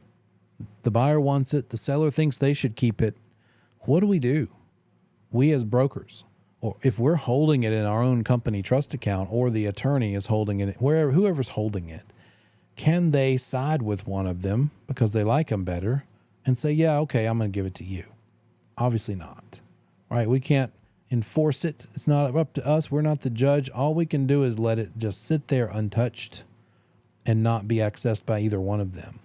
In other words, if there's a dispute of earnest money, it has to sit there until we have a decision, until the parties decide what's going to happen to it. And it might be that never happens. It might be that seller is just angry and the buyer's angry and both parties are like, "Well, to heck with them. I'm never giving up my rights to it." So the buyer might not sign, the seller might not sign. Buyer thinks they should get all of it because maybe if it's during the due diligence period, that's what the contract says they should get. The seller thinks they should at least get part of it, maybe all of it, depending on how mad they are. And so what are our choices as the person who's holding it? If we're the ones whose company it sits in, the escrow account of, we, as the custodian of the trust account, would let the parties know. We'd send out a notification to the buyer and the seller. Wow, here we go again. Buyer and seller, we'd say, send them a letter and say, "Look, are you sure? Are you sure you don't want to release it all back to the buyer, seller? And hey, buyer, do you want to maybe meet somewhere in the middle?" So it could either be the seller gets all of it, the buyer gets all of it, or somewhere in between. Maybe they split it. But whatever is done has to be written and signed off on by those parties. If it's not, do we just have to hold this money in our firm escrow account forever and ever and ever? Thankfully, no. We can give them a time frame and say, decide, or something's going to happen, and then we can choose to send it after giving them notice and an opportunity to resolve it themselves. We could then turn it over to the clerk of court in the county where the property is located. Say, hey, clerk of court, now it's your problem. That clerk of court is going to do the same thing we did and send out notification to both of them and say, hey, you sure you don't want to resolve this thing? And finally, ultimately, if they keep deciding, no, we're just not going to work it out, then it just goes away, goes to the state, and nobody gets it. But more importantly, we don't care anymore. If it's our firm trust account that the money was in, the minute we turned it over to the clerk of court, we're done. We don't have to worry about what happens to it. It's for the clerk of court to resolve at that point. A little side note here. Do you remember, I think we said it tonight, do you remember how many years you have to keep the records of a transaction after the transaction ends? How many years to keep all records? All documents, all forms, you got it, 3 years. So in the event of an earnest money dispute, when we have the bad news and we find out, oh, the buyer wants to walk away. Buyer's walking. They don't want to buy it anymore. Seller won't release the earnest money. Can we start counting the 3 years that we have to keep these records? Can that clock start ticking? We have a dead deal. It will never result in commission for us. But is it finished as far as our firm is concerned if our firm is holding that earnest money? No. We can't start calculating and keeping the records for 3 years yet, because until that earnest money is out of our possession, the 3-year countdown doesn't begin. When does it begin? If this whole thing falls apart, we give them notice, hey, try to work it out, you won't work it out, and we send it to the clerk of court. That's the point that now the 3 years can start counting down. Keep the records for 3 years from when we turn it over and get that earnest money out of our firm trust account. So a little side note there. You might see something like that on the test. We have some other terminology referenced here, but we know all of it. We know the effective date. That's the date at which the last signature was obtained, and that signature's existence is communicated. Now we have an actual contract, an executory contract that we're going to be working on and try to get to a settlement. You know what that is too. Settlement's different than a closing. Settlement's when we sign the papers. Closing is when we can release the funds and the keys because the deed has been recorded. And then we've got 2 due diligence words, terms here, the money, the fee, in exchange for the period, but I hate saying it that way.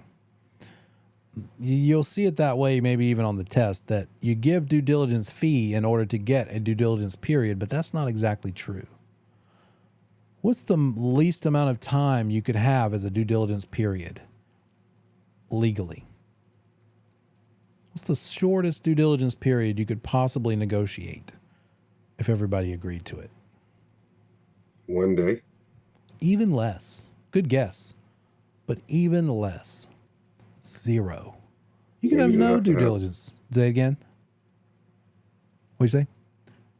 I was just stating that you don't have to have one yet. Exactly.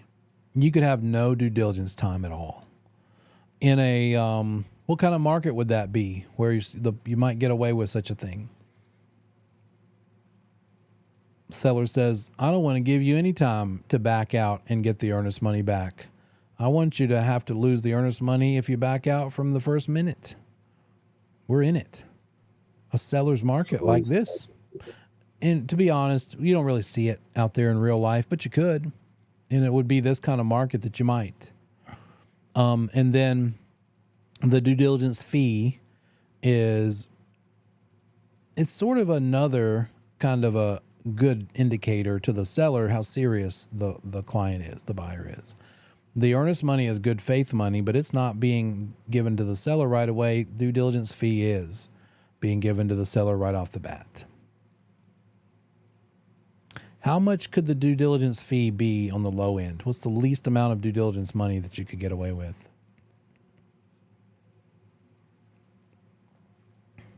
There you go. Same thing. All of it, 0. And what about earnest money? The least amount of earnest money that you could possibly put up, also 0. Yeah. Would you get away with that today? In a seller's market? No way. Sellers know. They don't have to put up with that. They're going to skip your offer, your client's offer, and pick one that gives them a bunch of these monies. And they may not care too much about the time. They might say, yeah, okay, a couple weeks is fine with me. What we need to always note here is be really careful about ever suggesting that you include a time is of the essence provision. Because what does it mean when time is of the essence? What are we saying? The date in the field that we're labeling as time is of the essence, is that a flexible date? Not at all. We put a hard date there. When we use the time is of the essence phrase, that is now a hard date. If we go 1 second past it, we're done. So don't. In fact, by suggesting that, you could be guilty of practicing law because it's more of a legal advice kind of a thing. I've never seen this even come up. There's 2 places on our standard offer to purchase that have the phrase time is of the essence, and I've never had a client say, I want to add time is of the essence somewhere. It's just something that doesn't happen. But this is one of those things where they want to test you on it, but it's probably never going to actually be a thing. We know this already. Closing versus settlement. 2 different things. And let's take a look, because it's right here close on the second and third page. They reference them both. First of all, they say, what's the date that you want to get together and sign at the attorney's office? That's called the settlement date. Settlement date is for signing. And they even talk about it here, the proper execution and delivery to the attorney of all documents to complete the transaction, including the deed, the settlement statement, the deed of trust, loan documents, receipts of funds. Everything needing signatures is going to happen on the settlement date. Fill in the blank of what that date needs to be. Notice there is no time is of the essence built into this, because we want to leave it flexible in case we need to bump it. Some reasons for this to get adjusted is because the lender maybe gets busy or somehow delays things. But the parties, buyer, seller, could also maybe cause the delay. And if they do cause the delay, some of you might have read ahead or somehow know this already. It's built into this contract that if we need to go beyond the settlement date, there's an automatic bare minimum allowable number of days we can go past it, within which neither of the parties can demand any sort of per day penalty. So if we go past this date, it's built in that the buyer can't say, hey, seller, you're the cause of the delay. I want $100 a day for the next however long it takes. That's not allowed, because there is a specific provision here. And anybody know how many days you could go past this thing without while still having to try to keep it alive and keep it working? How many days could you go past it?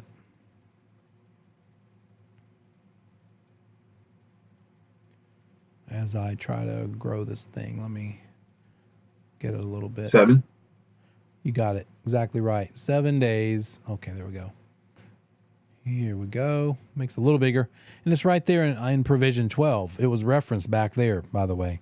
So delay in the settlement. What happens if we go beyond the settlement or closing? The delaying party is entitled to a delay in the settlement. If it's not possible for this to happen, they have to give notice to the non-delaying party and the closing attorney. If that delaying party doesn't complete the settlement and closing within 7 days of the original settlement date, proposed date, then they are in breach. And the non-delaying party is allowed to terminate and can enforce remedies available to them for breach. So it can't just extend forever. They have to at least give them 7 days wiggle room. What happens if we get to day 6 beyond the closing date? We've passed the settlement date, and here we are, a day before the very last possible 7th day.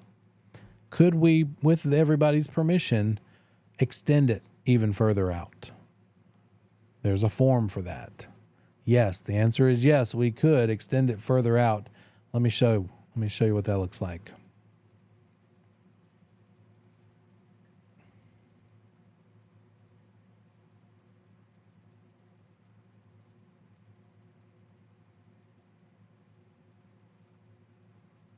I don't know them by number anymore, so I have to look at them. I know some of them by number. Here we go. We'll use the agreement to amend the contract. This one is a multi-purpose form. It's got several opportunities for changes here. And if we need to push the settlement date, we just scroll on down here where it says settlement date. And now we get the buyer and seller's signature because we need to go out maybe we're going to give it another 7 days. And so settlement date is hereby changed to fill in the blank. If everybody agrees, get them to sign it. But what did we just learn? We learned that if we go past a settlement date, we have to give each other, meaning the buyer versus seller, they have to give each other 7 days of a cushion, 7 days without giving them that much grief. They can't do anything about it. They can't consider it breach for 7 days. Well, if we have a new settlement date, do we get a new 7 days past that date? The non-delaying party might say, no, I don't want to just keep on doing this. You want another extension and you keep getting another padding of 7 days? Well, they have a provision for that here. If you check this box when you change that closing date, then it says instead of 7 days beyond that new settlement date, you only get 4. We're only going to have a 4-day before it's considered breach amount of time. The other things on this form, this is a very commonly used form, by the way, not necessarily for closing delays. I haven't seen a lot of that. But if we need to change the price, this is where we would do it. Purchase price is going from this to that. If we need more earnest money, we would adjust it with that. This is the thing we would use that for. If we need to put a date in when that earnest money is due, if we need a deposit for a building, for new construction, if we're changing due diligence fee or due diligence period, of those things need to be adjusted, here's the form for that. If we need to park the earnest money with a different escrow agent, maybe the first attorney that we gave it to was in the very beginning, and then we found out later that they can't accommodate our closing date that we want to have our settlement, we might need to go to a different attorney, in which case we would need to get them to release that earnest money so that we could go take it to the new attorney. And then closing expenses. This thing is talking about if the seller's going to pay some closing costs for the buyer. The buyer's got a lot of closing costs, and one way to handle repair negotiations is to say, rather than have the seller fix the windows, let's just ask them to pay $2,000 toward the buyer's closing costs.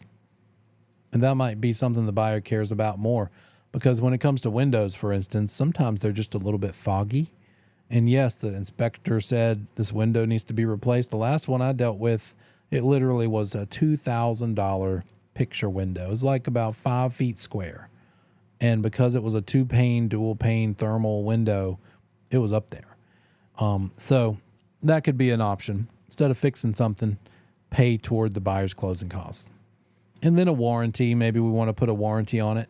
We didn't do that originally because we weren't worried about it. But then based on the inspections coming back and revealing a whole lot of work that it needs, maybe we say, oh gosh, you know what? The water heater's old. The heating system is old. A lot of things are old. So let's maybe put a 1-year home buyer's warranty on this house to give the buyer some peace of mind that maybe if it blows up or stops working the first year, they're going to have at least some protection there. So they might want to add a warranty later in the process, and there's where we would do it.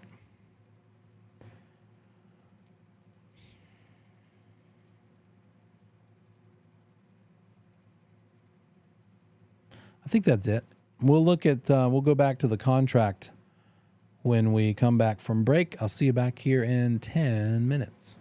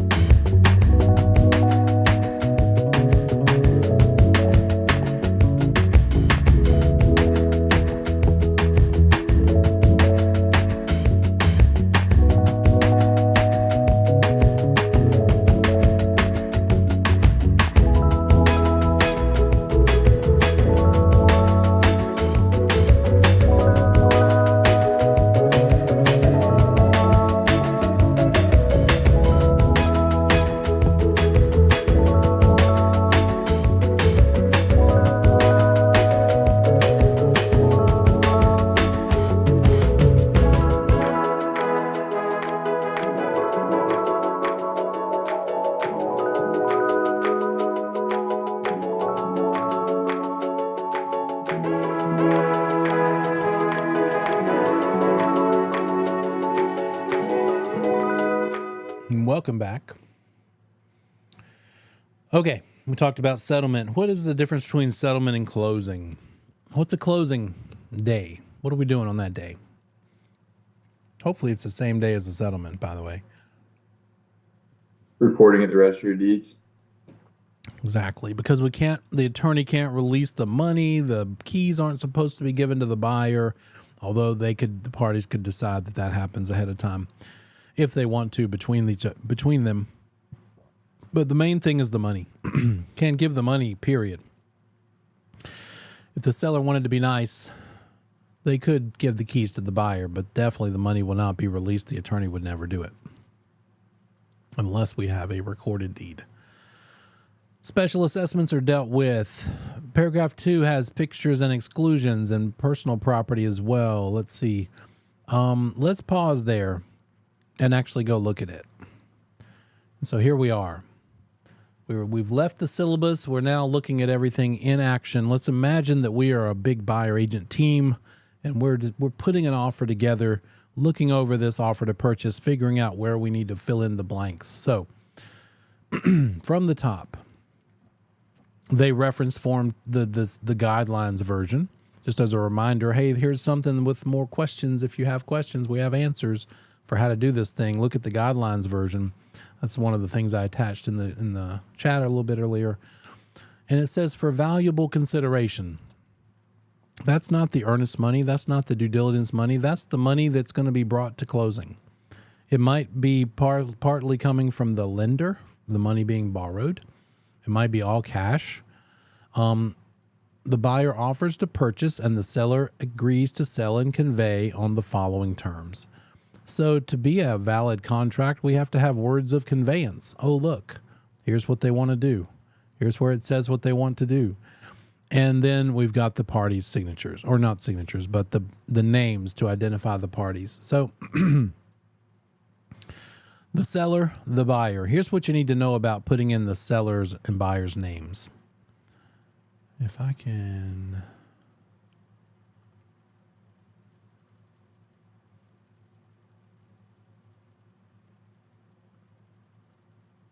There we go. That's what I was looking for.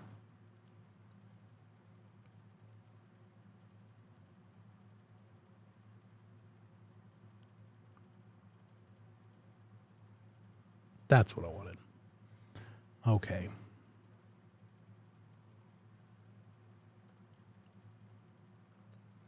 So right here in the seller's line, if it's a Mr. and Mrs., here's what the commission says about co-owners, particularly spouses. Don't do this. Mr. and Mrs. Jones. Also, don't do this. Mr. and blah, blah, blah. Where'd it go? Mr. and Mrs. Joe Jones. Also not okay. Instead of either of those things, you're going to want to write it this way. We're putting in the seller's names. We're going to say Joe Jones and Martha Jones. Some people will put married like that, but it's not necessary. But you want both names in and of themselves. You can attach them with the and, but you don't ever want to say Joe. It really wouldn't be ideal to say Joe and Martha Jones either, but best practice is to say Joe Jones and Martha Jones, not Mr. and Mrs. Same for the buyer, obviously. So get rid of all that. There we go. The property. Does it include a mobile home or not? There's one question to find the answer to. If it does, check the box. This is a relatively new addition. And is there an off-site septic lot? Sometimes when you have a septic system, it's in a neighborhood and the septic system or the leach field is not, it would have to be so big that it couldn't fit on the lot because the lot sizes in that neighborhood aren't big enough. But it's a community septic situation. And so it goes away to another lot in the community where everybody kind of shares it, or maybe it's got its own, but it's not on the same lot. So that's what they're talking about. If that's the case, you'd have to identify that there. If there's a boat slip included in this thing, or a parking space or storage unit or garage, here's a checkbox to acknowledge that. They also reference that, hey, if any of these things are also true, you need to add another form. You need to add the addendum called additional provisions. We'll take a look at that in a little bit, because that's a pretty commonly used form. I think it's up to like 6 potential things on that form that you might need to use. Usually not all of them. Here's where we put the street address. Is the street address a legal description, by the way? No. But just because, even though it's not a legal description, should you still have it? Because that's how everybody knows it and refers to it. Yeah. So yeah, street address for sure, even though it's just an informal reference. They make a note here that the government's knowledge about it with regard to school districting, zoning, mail delivery might be different than the address shown here. Sometimes that's the case. Just a little fair warning in the blue box. But then the legal description, whichever thing it is, whatever kind of legal description you have for this property, this is where we're going to put it. And so you put as much as you have. If you've got all 3 legal descriptions available to you for this property, put them all. Make sure it's very clear what property is being transferred. So if you've got a reference to a previously recorded deed, here's where you'll do it. It'd be down here. Some or all of the property may be described in the book and page. This book, that page. If it's also, or instead of that, it's a reference to a prior recorded plat map, the first one applies. Plat map reference, this lot, this block. It also gives you a place to put what book and page number for that plat map it is. So it depends on the municipality, city, town, as to how they do it and which things they usually use for legal description. So that's why there's so many options here. I don't like that this is in this paragraph. The parcel ID number for tax, or parcel identification number, is not a legal description. But this is just the bundle of the section of the contract where everything related to the property itself goes.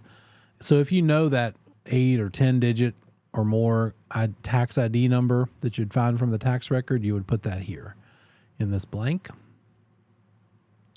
It might be that, like in Mecklenburg, they have some reference to like a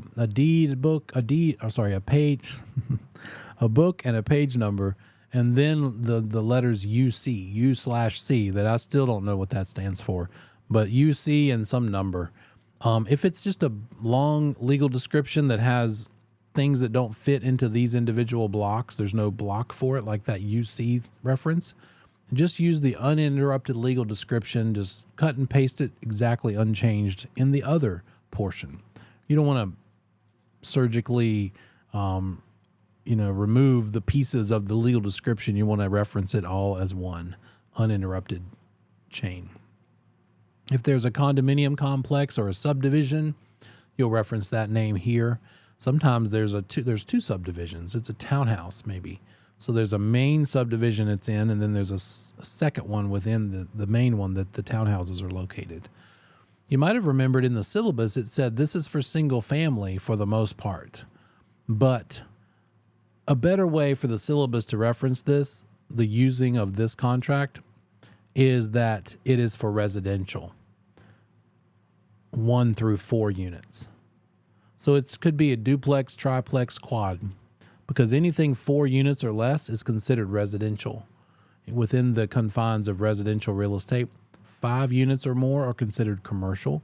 So this would not be what we would use for a commercial type of a transaction. There are commercial contracts for that. And actually in real life, you quite likely would get an attorney to write up the contract for that commercial sale completely custom. But they do give us a standard form for commercial as well. So there's our legal stuff.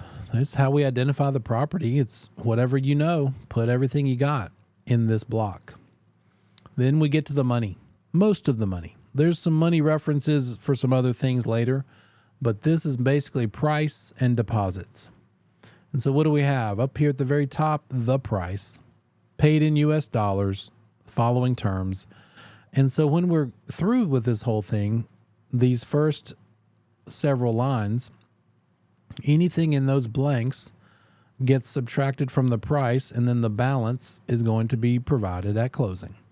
So if you're making an offer for $100,000 price and you're going to give them $1,000 due diligence and $2,000 earnest money, then down here in this bottom line, it's going to say $97,000 because 100,000 minus 3, right?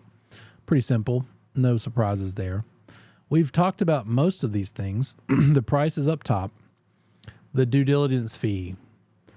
When is it due? When is the due diligence fee due? What does this contract say as to when this due diligence fee is expected to be collected and given over to the seller?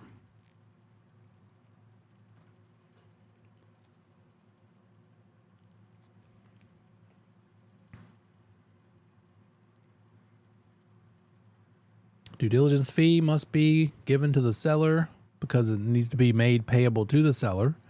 It says so right here. By when? By what date?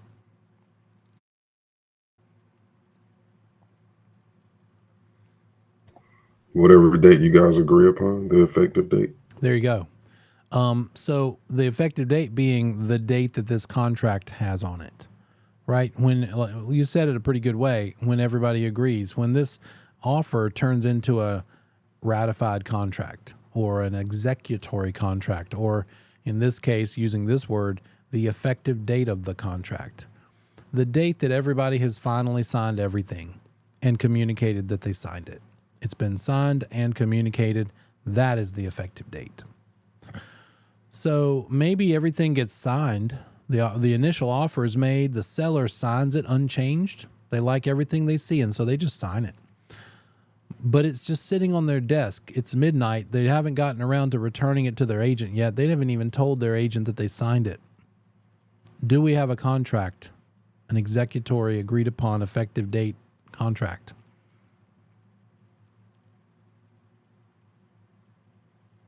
No, because if they haven't told their agent that they've signed it, then it would be impossible for their agent to communicate it, which would make it a contract. Exactly right.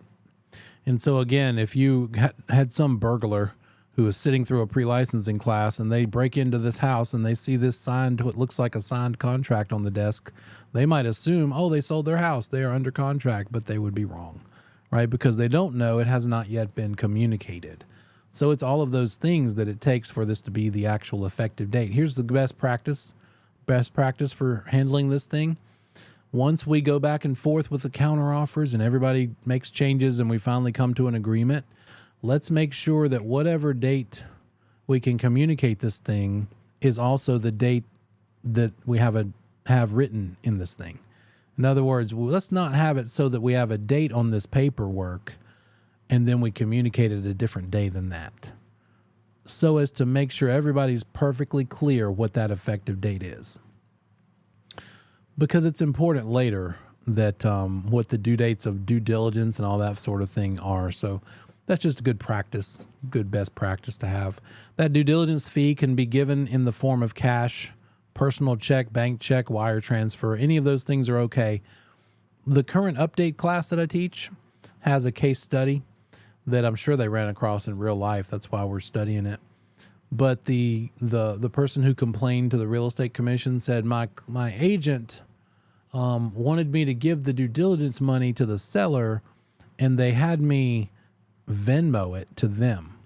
So the buyer was told to Venmo the due diligence money straight to the buyer's agent, and then they would handle it from there. Can you think of anything that we talked about tonight that would cause you to believe that Venmoing to the buyer agent the due diligence fee is a terrible idea?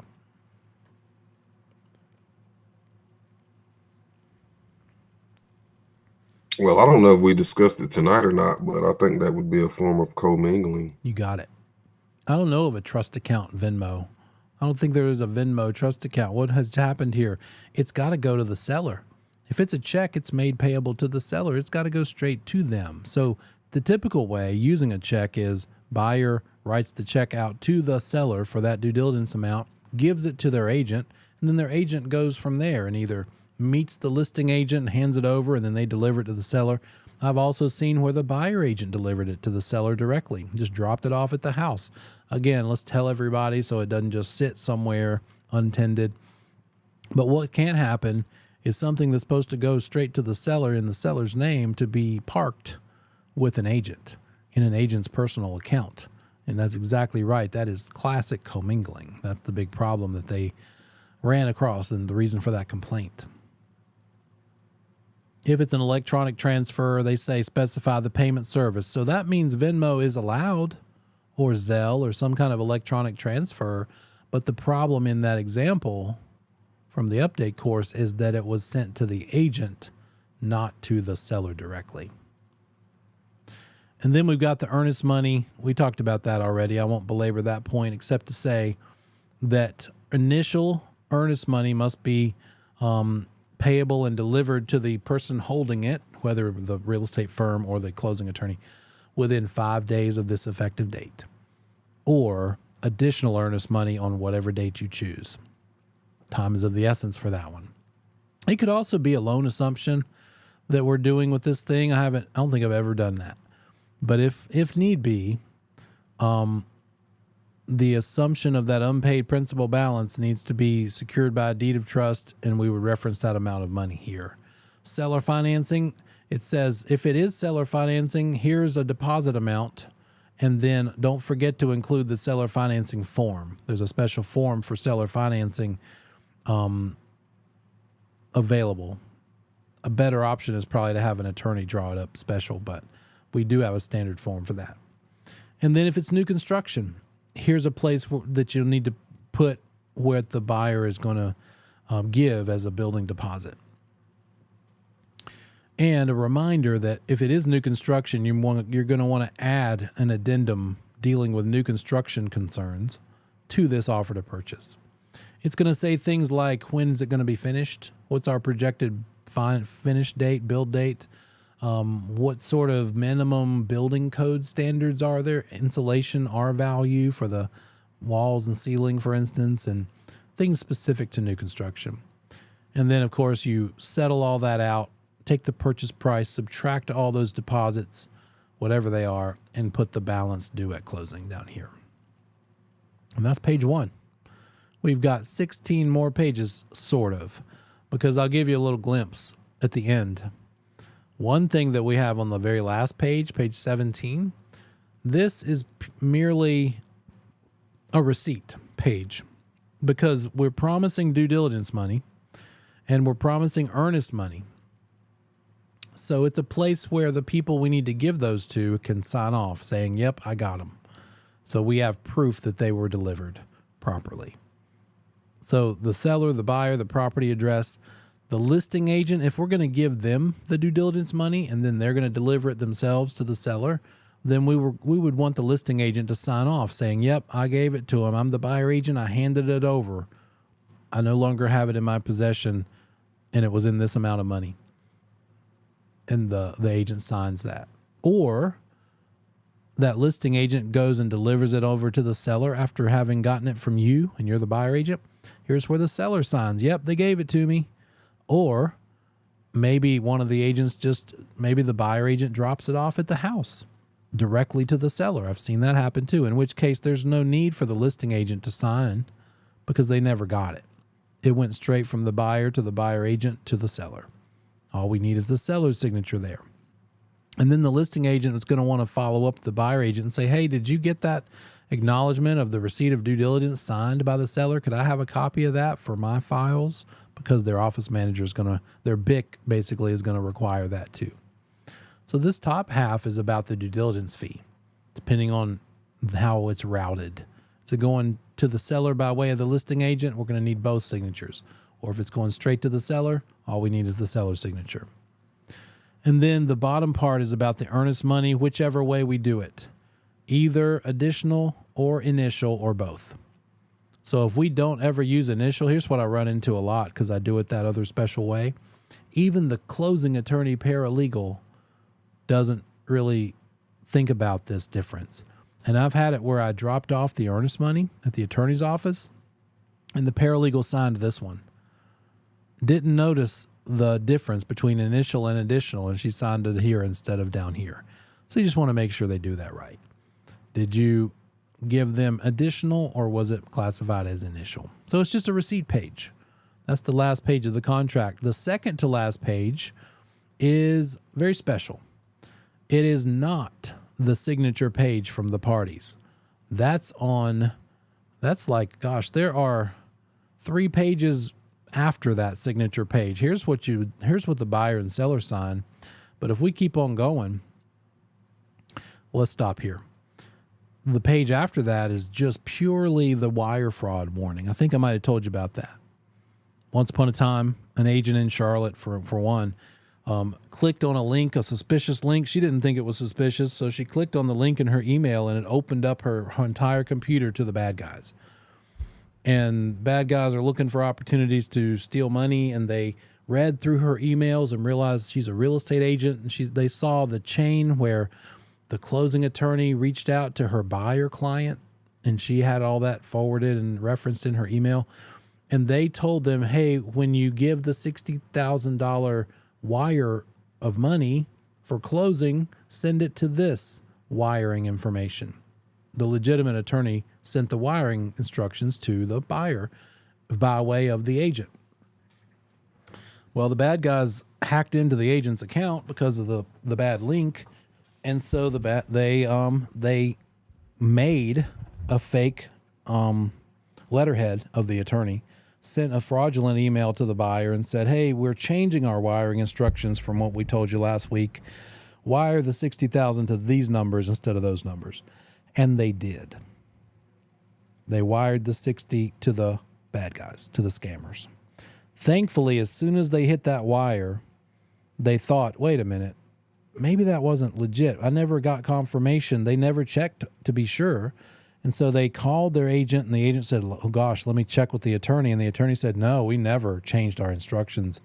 That's fraudulent. They actually had time to reverse the wire. So they didn't lose the money. But there were people who did. I heard of a case of a $90,000 wire that did go away forever. They lost it. So what happens when it's your fault as the agent that they wired to the wrong place because somebody hacked in because you clicked on a link? You can get sued. Your firm can get sued. And thankfully for this one agent with the 60, it didn't actually happen. It got undone. And so she didn't end up getting sued, but it did result in our local market and a lot of other places too. But we definitely incorporated this for one thing. This used to be a single standalone form. That was the original knee-jerk reaction by the Real Estate Commission and the Realtor Association. Let's make a warning. And it was called a wire fraud addendum, yet another of many addenda. And I think they found that we weren't using it. We were forgetting to use it. So they decided, let's just make sure it's unavoidable and it's not an addendum, but it's added into the actual main document. So that's why it's here. And it pretty much says, before sending any wire, confirm it's legit. Call the closing attorney's office for the wiring instructions. If you get instructions for a different bank, be suspicious. Presume that they are fraudulent. Don't send any funds, but instead contact the closing attorney's office immediately and verify if that's even legitimate. And then it says to the seller, if your proceeds are going to be wired, make sure you give the wiring instructions in the presence of the attorney in person. If you're not able to attend closing, send that information to them, but be super sure that that's who you're really talking to. And at a minimum, call the closing attorney's office to provide those instructions at a number you have come up with yourself. And we as brokers need to tell them, look, don't ask me what their number is. Go find it yourself, because I don't want to be the one who accidentally gave you a number for the bad guys instead of the real one. I've even had a client who said, when I explained all this, he said, well, this is what I do. I'm in the fraud department of the bank, so I'm totally tuned into all this, and I'm not calling anybody And he drove to the attorney's office and set all this stuff up in person because he is just so super sensitive to the whole concept. And then it says, whether buyer or seller, call the closing attorney's office at a number independently obtained, not one that you relied on your agent for. Don't rely on a phone number in an email from anybody, your agent, the closing attorney, or anybody else. So just a huge cover yourself provision right here.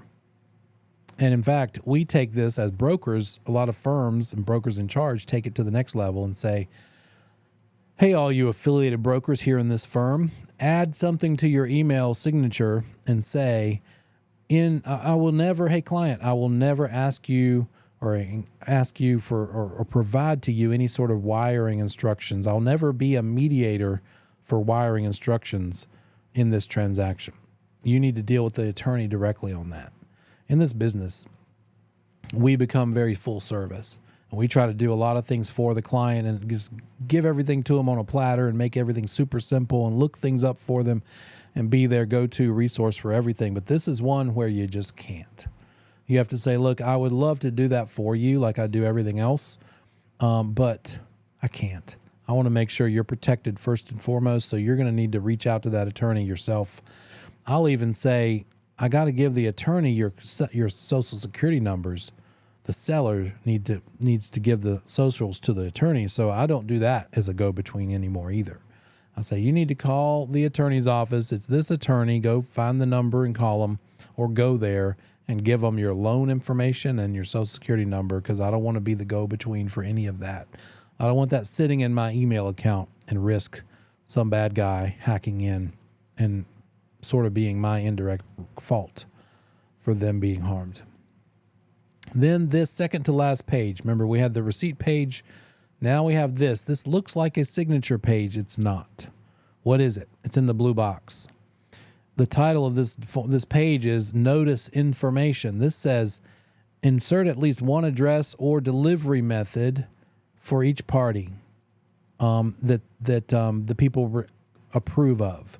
And if you have a blank, don't leave anything blank. Put an NA for any blank. So in other words, this is all optional. We just put whatever method we as the brokers want to be contacted for the purposes of going back and forth with counteroffers. We are not required to fill this full page out top to bottom. Because what if I don't want to give them a fax number? I don't even have a fax number anymore. What if I don't want them talking to me by phone? All I want to do with the offers back and forth is deal with that via email. Well, then just give them an email. Yes, you need to give them license numbers for yourself and your firm. That's unavoidable. Put the firm's mailing address. That's smart. And then it also has a place to acknowledge what kind of agent you are. Are you a buyer agent for this buyer? Or instead, are you a sub-agent to the seller helping this buyer? Or are you both? Dual agent, helping the buyer and the seller. So this, again, is not fill every single line out, because you may not want them to know your email or your phone number. You may only want to be called on the phone. And this is for each side, buyer agent and seller agent side, to fill out as they see fit. As far as the buyer notice address, this is like, how do we reach the seller to let him know the offer was accepted, or buyer? Well, I say, don't call them at all to tell them the offer is accepted. I'm going to tell them. You just need to tell me. So I make this entire thing NA, not applicable. None of your business. I'm the one you reach out to. I'm their agent, and I'll let them know the news about the back and forth with the contract offer and acceptance stuff. So that's what this one is. So 3 of the pages out of these 17, we're done. Actually, 4 of them, because we've already gotten through page 1. And then this one is easy because it's the actual signature page. So I guess we're kind of working backwards, because I want to get rid of some things and take some of the pressure off. Blue box, let's see if that's applicable. No, we won't talk about that yet. But in the bold, or in the caps here, it says Association of Realtors and the Association of the Bar, the attorneys and the realtors, make no representation as to legal validity or of any provision here. If you don't understand something, ask an attorney. just a huge cover your assets paragraph by the ones who wrote it. They're saying, look, we're attorneys and realtors who created this thing. Use it as you will. If you have questions about it, don't call us, call an attorney. They'll give you an opinion. And then in bold here, shall become a binding contract on the effective date. I didn't make that up when we said that 20 minutes ago. It's binding when we have an effective date, as of that date. The buyer's failure to timely deliver. Oh, this is important. Pay attention to this one. The buyer's failure to deliver money does not prevent this offer from becoming a binding contract. In other words, what if we have this offer to purchase, it's become a contract, we have an effective date, everybody has signed and communicated. And let's do it this way. So we have this thing. This it's not even an offer anymore, it's an actual contract. Signed. All the signatures, the dates, were effective. We also have due diligence money that has been promised. And we have earnest money that has been promised. This thing is already in the possession of both parties. This is not yet. The due diligence money is on the way. In fact, let's say that it is 8:03. I just randomly came up with that time. On the night of the effective date, how much time do we have left to get this due diligence money into the hands of the seller on the effective date? How much time is left if right now in this very moment we have an effective date of a contract? 7 days. Careful. If we have to give this due diligence money to the seller by the effective date, and today is the effective date, how much more time is left in today? About 5 p.m. 5 p.m. Midnight, right? We've got about 4 hours. So does that mean I'm going to change out of my pajamas, get in the car, drive across town, deliver this check, or go get it maybe from the buyer, and then deliver it to the listing agent, and they're going to deliver it to the seller? Probably not. In real life, we're going to say to each other, hey, listing agent, hey, buyer agent, let's do this tomorrow. And usually that's good enough. Usually the seller is okay with that. But sometimes you date somebody who beats you up because of the way they were treated poorly with the last person they dated, right? Sometimes we're held accountable for the sins of people in their past, not ours. It wasn't us who did it. So they hold us. And sometimes maybe that seller says, ugh, I had a terrible situation in the last transaction. And if I'm supposed to get this due diligence money by effective date, I want it by effective date. I don't care if it's 8 o'clock or not. You better get it to me. And let's modify this a little bit. Let's say it's 11:15 p.m. And let's say that house is an hour away. And you just physically, it's impossible to even get it to the seller in that amount of time. They can still be mad about it. They can still say, I want it by the effective date. Oh, I'm not going to have it by then because you just can't drive that fast. Well, then here it is. They give written notice that they want the money ASAP. And the notice is saying you now have 24 hours to get me this due diligence money. And if you don't do it, seller can back out. And it's not breach. It's not considered seller breach. They have the right to back out because they gave written notice that they wanted the due diligence money by the effective date and they didn't get it by that time. And so now you have a 24-hour clock. And what you're thinking when you see this is, all right, you big jerk, why do you have to be that way? Maybe not. You don't maybe say names. But you do think, well, I was going to get it to you tomorrow anyway. So big deal about this 24 hours. We were going to have it handled by 24 hours from now anyway. So that's sort of the reality, right? What would happen if it got that bad? It probably isn't going to get to that level usually. So that's what it's about. But here's the question. With all that said, we have a contract that is executory. We have an effective date of today. The money has not yet been delivered. The agents, let's say you and I, you're the listing agent, I'm the buyer agent, and we say, let's just get up tomorrow. I'll see you in the parking lot of the Target, and I'll give you the check for due diligence money. And you're like, okay, and you're the listing agent. Tomorrow at 10 a.m. when we're supposed to meet, I call you and I say, oh, I'm sorry, something came up, I couldn't get there. Let's just do it tomorrow. And so here we are under contract today. What is it, the 14th? We're on the 14th. We planned to do the thing on the 15th and get the money then, but I changed it. I said, no, I can't do it. Let's make it the 16th. And then maybe I give you the runaround again and I say, let's do it the 17th. And we still don't have due diligence money into the possession of the seller, even 3 days later. But maybe somewhere around this day, the buyer says, you know what? I just got another email of a great new listing that came on the market. And even though we're under contract with this one, I don't want to buy it anymore. I want to give a try on that one. I like that one way better. If on any time before that due diligence money has been given to the seller, let's just say the buyer wants to back out, can the buyer legally back out of this contract without consequences? Not legally. What do they have to lose? You're right, but what do they have to lose at this point? Well, I was going to ask a minute ago because I was just curious to know with all these postponements and stuff, if it ever was an occurrence where the buyer actually didn't give the seller the due diligence money and they just backed out, how would the seller obtain that due diligence fee since legally they're supposed to get it? Exactly the point. So you've perfectly segued into this whole point. So great question. And here it is. The buyer has not given the money over. They want to back out. And here's what we see in this paragraph that we just got to, and I'll flip over to it again here in a second. Well, there it is. I've highlighted it. We'll read it closer in a second.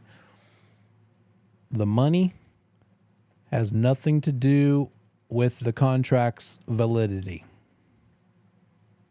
The money hasn't been collected yet, but the contract is still in full effect. So your question is, what do we do? That's all they can do. Take them to court. What can we do as the broker to help? Nothing. We're not the enforcer. We can't go jerk somebody around by the neck and grab the money. We can't do anything like that. The contract is its own thing. It's still a contract, even though the money has not yet been collected. If the buyer were to say, well, this isn't a contract. I haven't even given you the money yet. You don't have any money. It is still a contract, buyer. And the seller says, what? I don't have that money yet, and now they want to back out? An agent probably has something to answer for there. The agent should have tried harder to get all these days out of the picture and get it all handled by that very next day. So somebody is in trouble, probably. But as far as what the contract status is it actually a contract? Yeah, it's still there. It's just we don't have the leverage that the due diligence money brings. If that buyer wants to walk, they're not going to walk away from the due diligence money today, at least. They might end up being sued by the seller, taken to court, and eventually have to give over that money. But today, it's still sitting in their pocket, and they don't have to give it up until a judge tells them to, which could be who knows when, right? So the main point here is that the offer is still a binding contract on the effective date. Failing to deliver the money doesn't prevent this offer from becoming a binding contract. The money is irrelevant to whether it's a binding contract. Here's another crazy situation that can happen. Let's say we decide to meet at Target tomorrow to give you the money. And we do. I'm the buyer agent. You're the listing agent. I hand the check over to you. You're going to go deliver it to the seller right now. I'm watching you drive out of the parking lot. We have a contract signed and delivered and communicated. While I'm watching your taillights at the stoplight down the road, and I know you have this check because I just gave it to you, and you're taking it to the seller right now, my buyer calls me, and my buyer says, forget everything. I want out. I don't want to do it. And I say, well, you can't do that. It's a contract. You signed it. It's agreed upon. It's locked in. And they're like, do you still have that check? And I say, no, I just handed it to the listing agent. And they say, have they left yet? And then you say, I can see them. I see their car. So they haven't given it to the seller yet. No, they haven't. Bring it back to me. Give it back to me. What in the world do you do in that moment? You know where that check is. It has not yet been given to the seller. You can see the car it's in from 100 feet away. You could call that listing agent and say, my buyer just called and said they want out to bring the check back to me so I can go take it back to my buyer. And that listing agent is going to have an opinion about that. They're going to have feelings. They're going to say, you're crazy. I'm taking it on over to my seller. But they can't. Here's what the commission says. We are not enforcers. Is that still a contract? Yes. But can we say to that buyer, I'm not bringing you back this money. I'm going to choose to go ahead and take it over to the seller because it's only fair. It's only right. No, we can't do that. The law says we would have to take it back and give it back to the buyer upon their demand.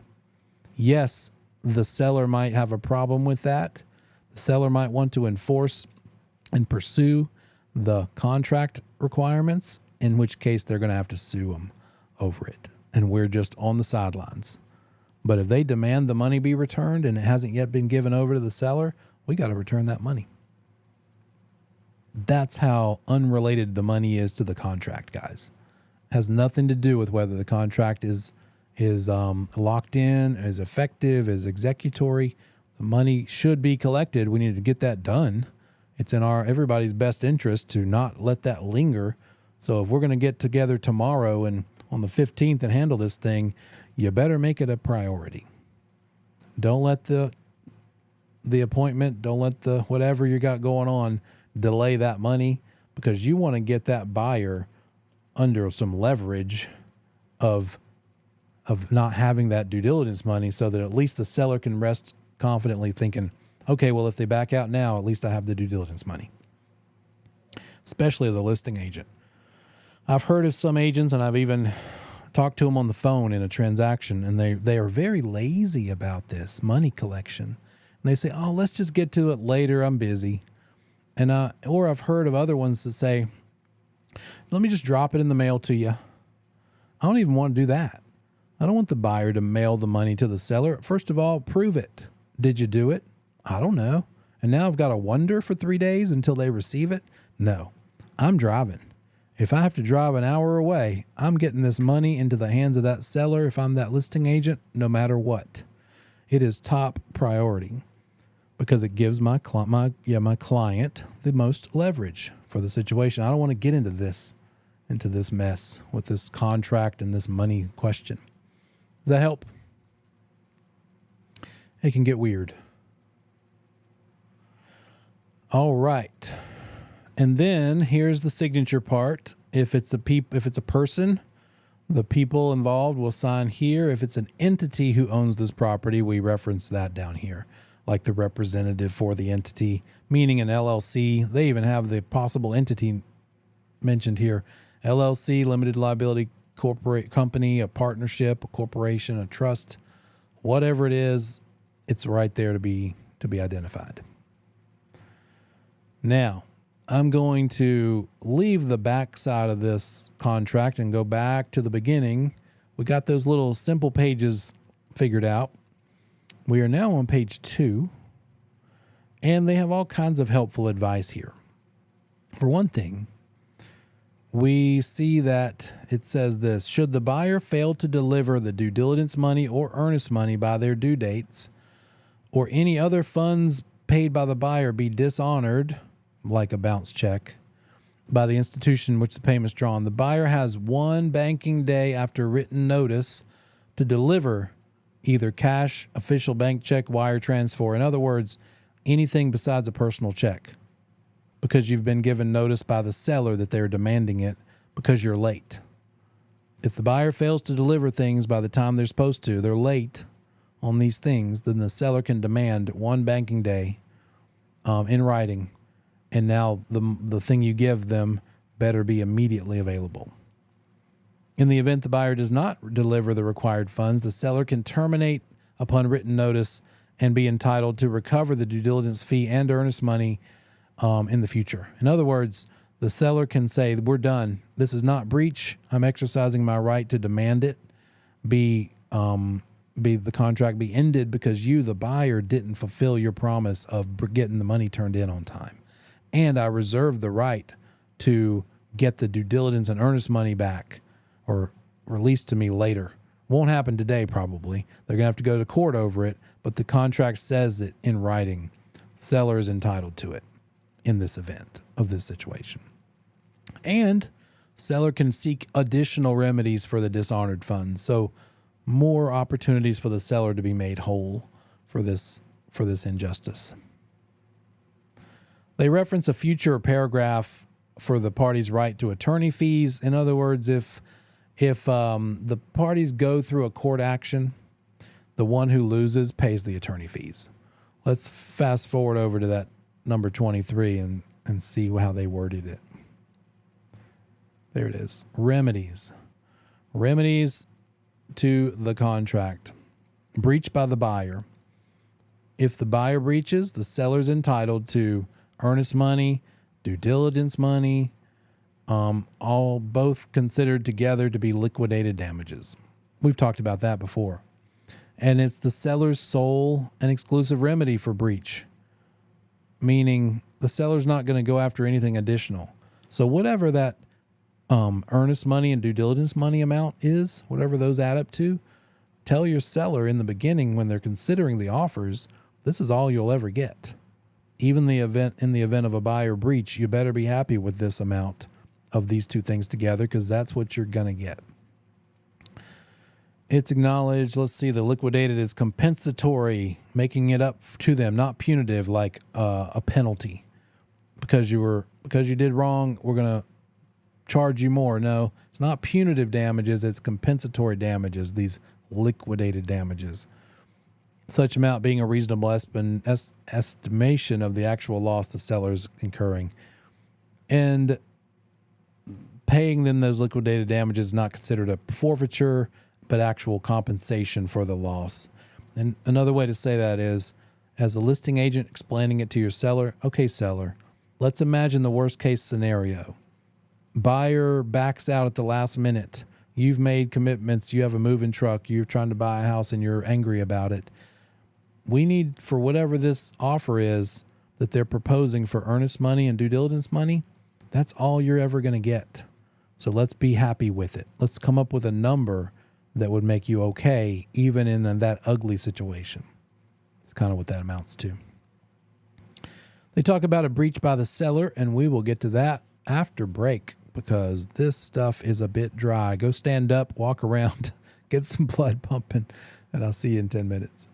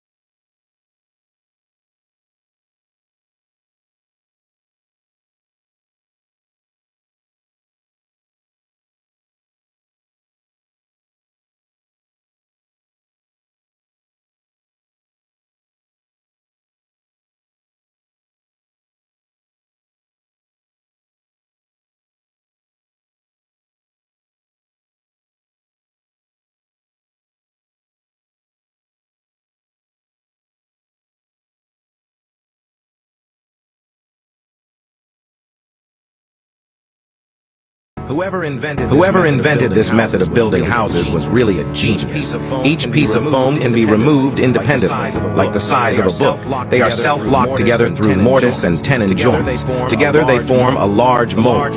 The large mold is then laid on the ground, locked together with other molds. This creates a larger frame. Steel bars are then strung crosswise inside these molds to secure the structure. Finally, the concrete is poured. In this way, a house is built. This method of building a house with building blocks is very simple. The most shocking thing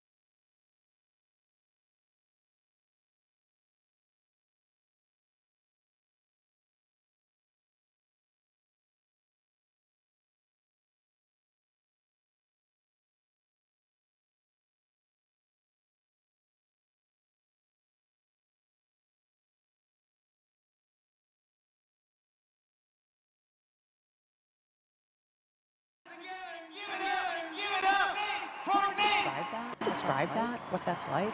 I mean, it's insane. I mean, it's insane. You don't really get used to it. I'll be up here and I'm thinking like, I can't believe I'm standing here. As you're up there, you're like, they can't be here to see me. Like, all right, When comedian Nate Bargatze takes the stage, he doesn't just want to make audiences laugh. I want to make them laugh so hard that they're crying or they have to pull the car over.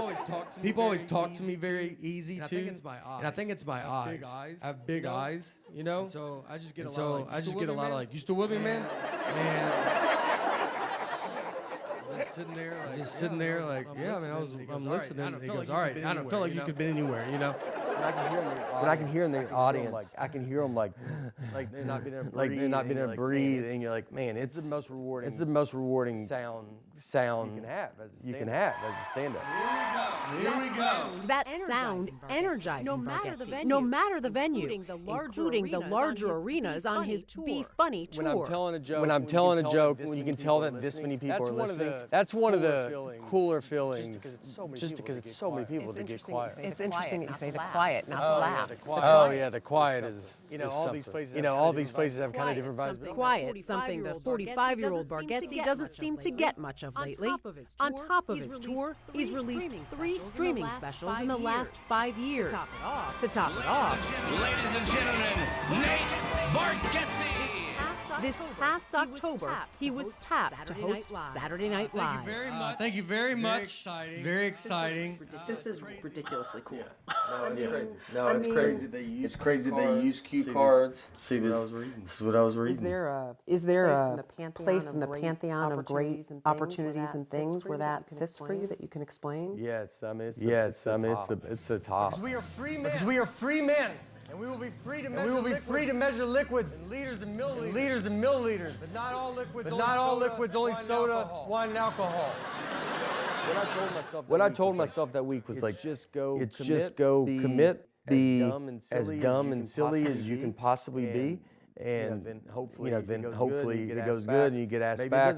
Maybe it doesn't go good, but I was like, at least commit and go all the way. One of 3 kids growing up in a suburb of Nashville. I grew up in Old Hickory, Tennessee. Bargatze remembers being drawn to comedy in part for the attention. My name's Nate. But most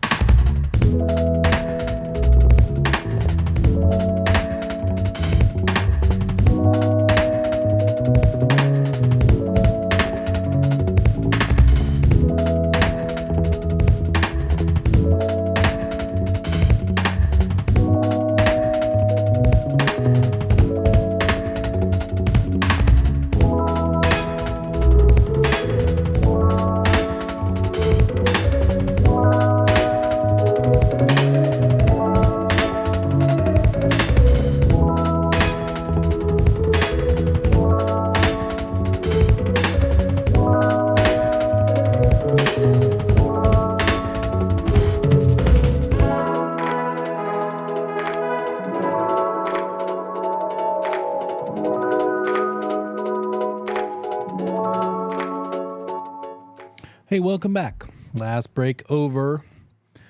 Got less than an hour to go. Hang in there, guys. Okay. Let's look at the rest of these remedies as we flip back and forth. I think it might keep it more interesting if we don't just go line by line, page by page. What if the seller breaches? What does this contract say? If the seller breaches, the buyer can terminate the contract as a result. They're entitled to get both the earnest money and the due diligence fee back. And what else?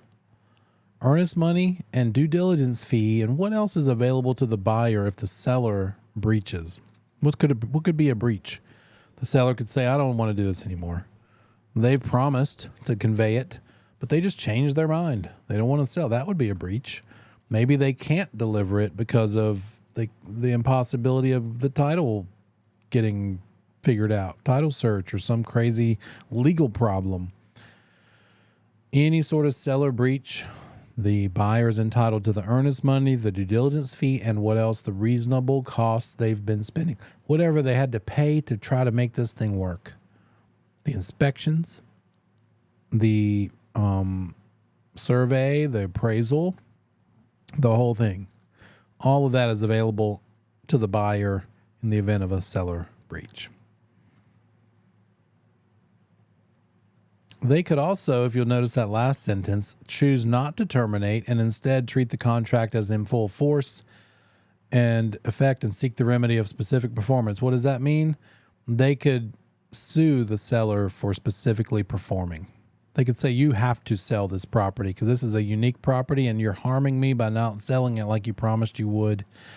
So instead of all of these options, I'm just going to sue you to make you sell it to me.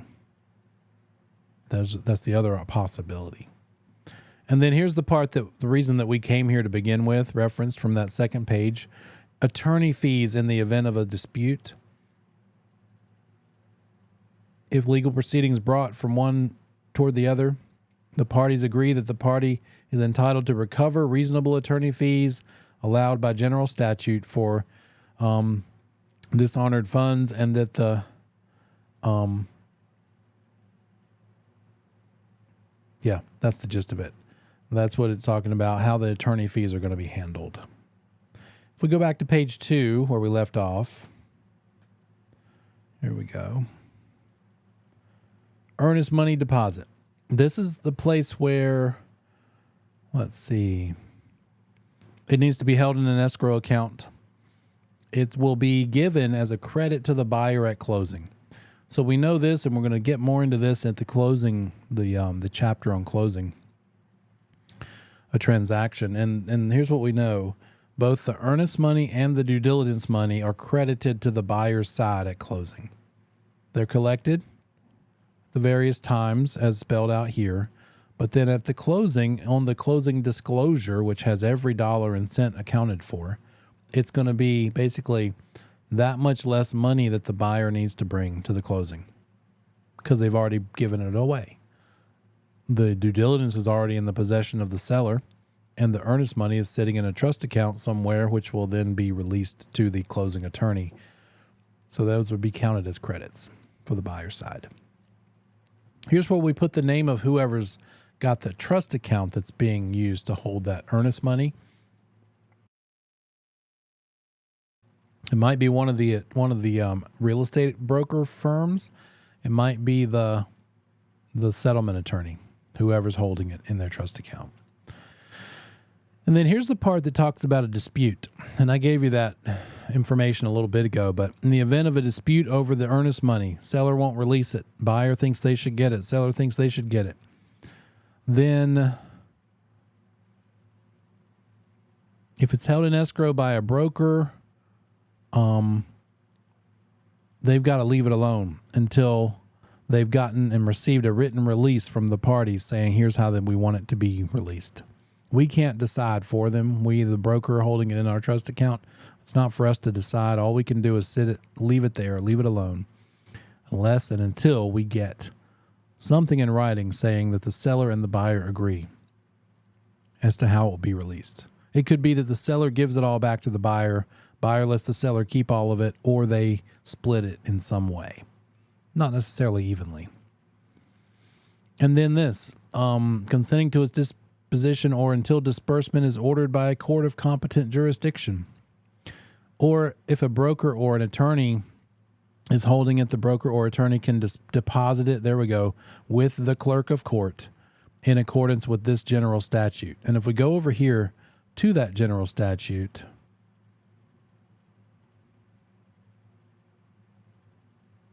let me do that. Let me pull that up.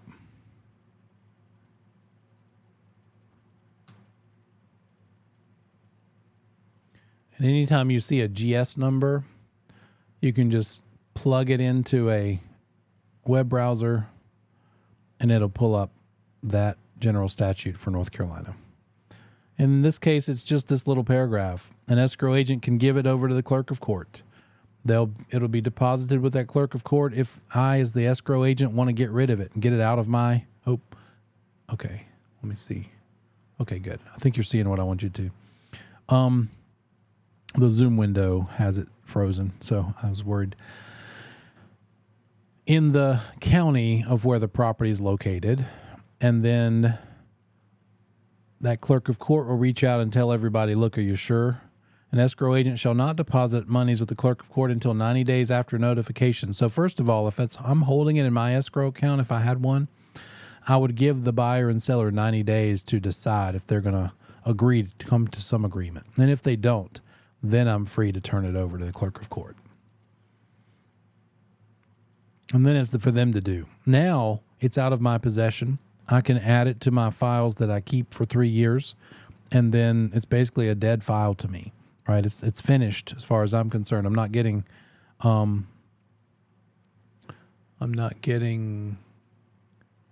any commission out of it.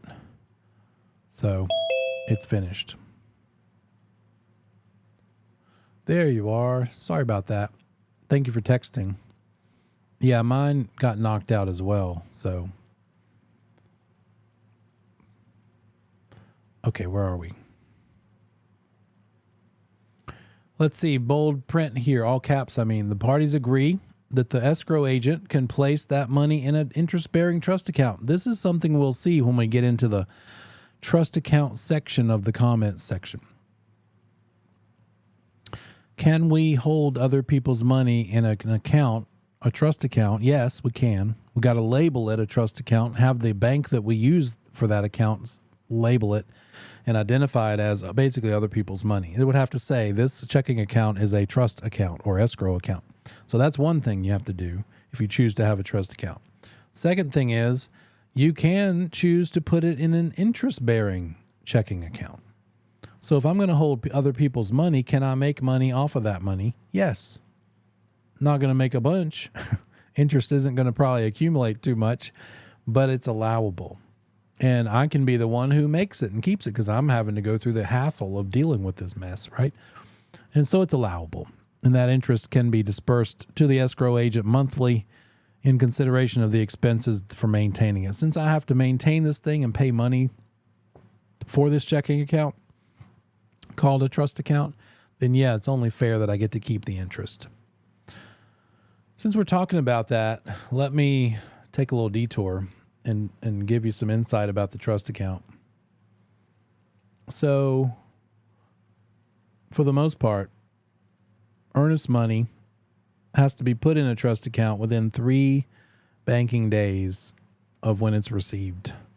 We'll get into some details of where that might differ a little bit later, but here's some other things about trust accounts.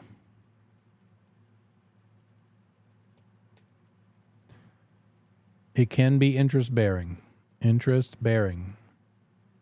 The account holder, real estate firm, closing attorney, whoever is holding it, it is allowed to be an interest-bearing account. Here's the other thing. Who knows of a free checking account out there? I don't. Most banks charge you for a checking account in some way or other, maybe with a minimum deposit you might get out of it. But we don't want to commingle. But how do we pay for that checking account?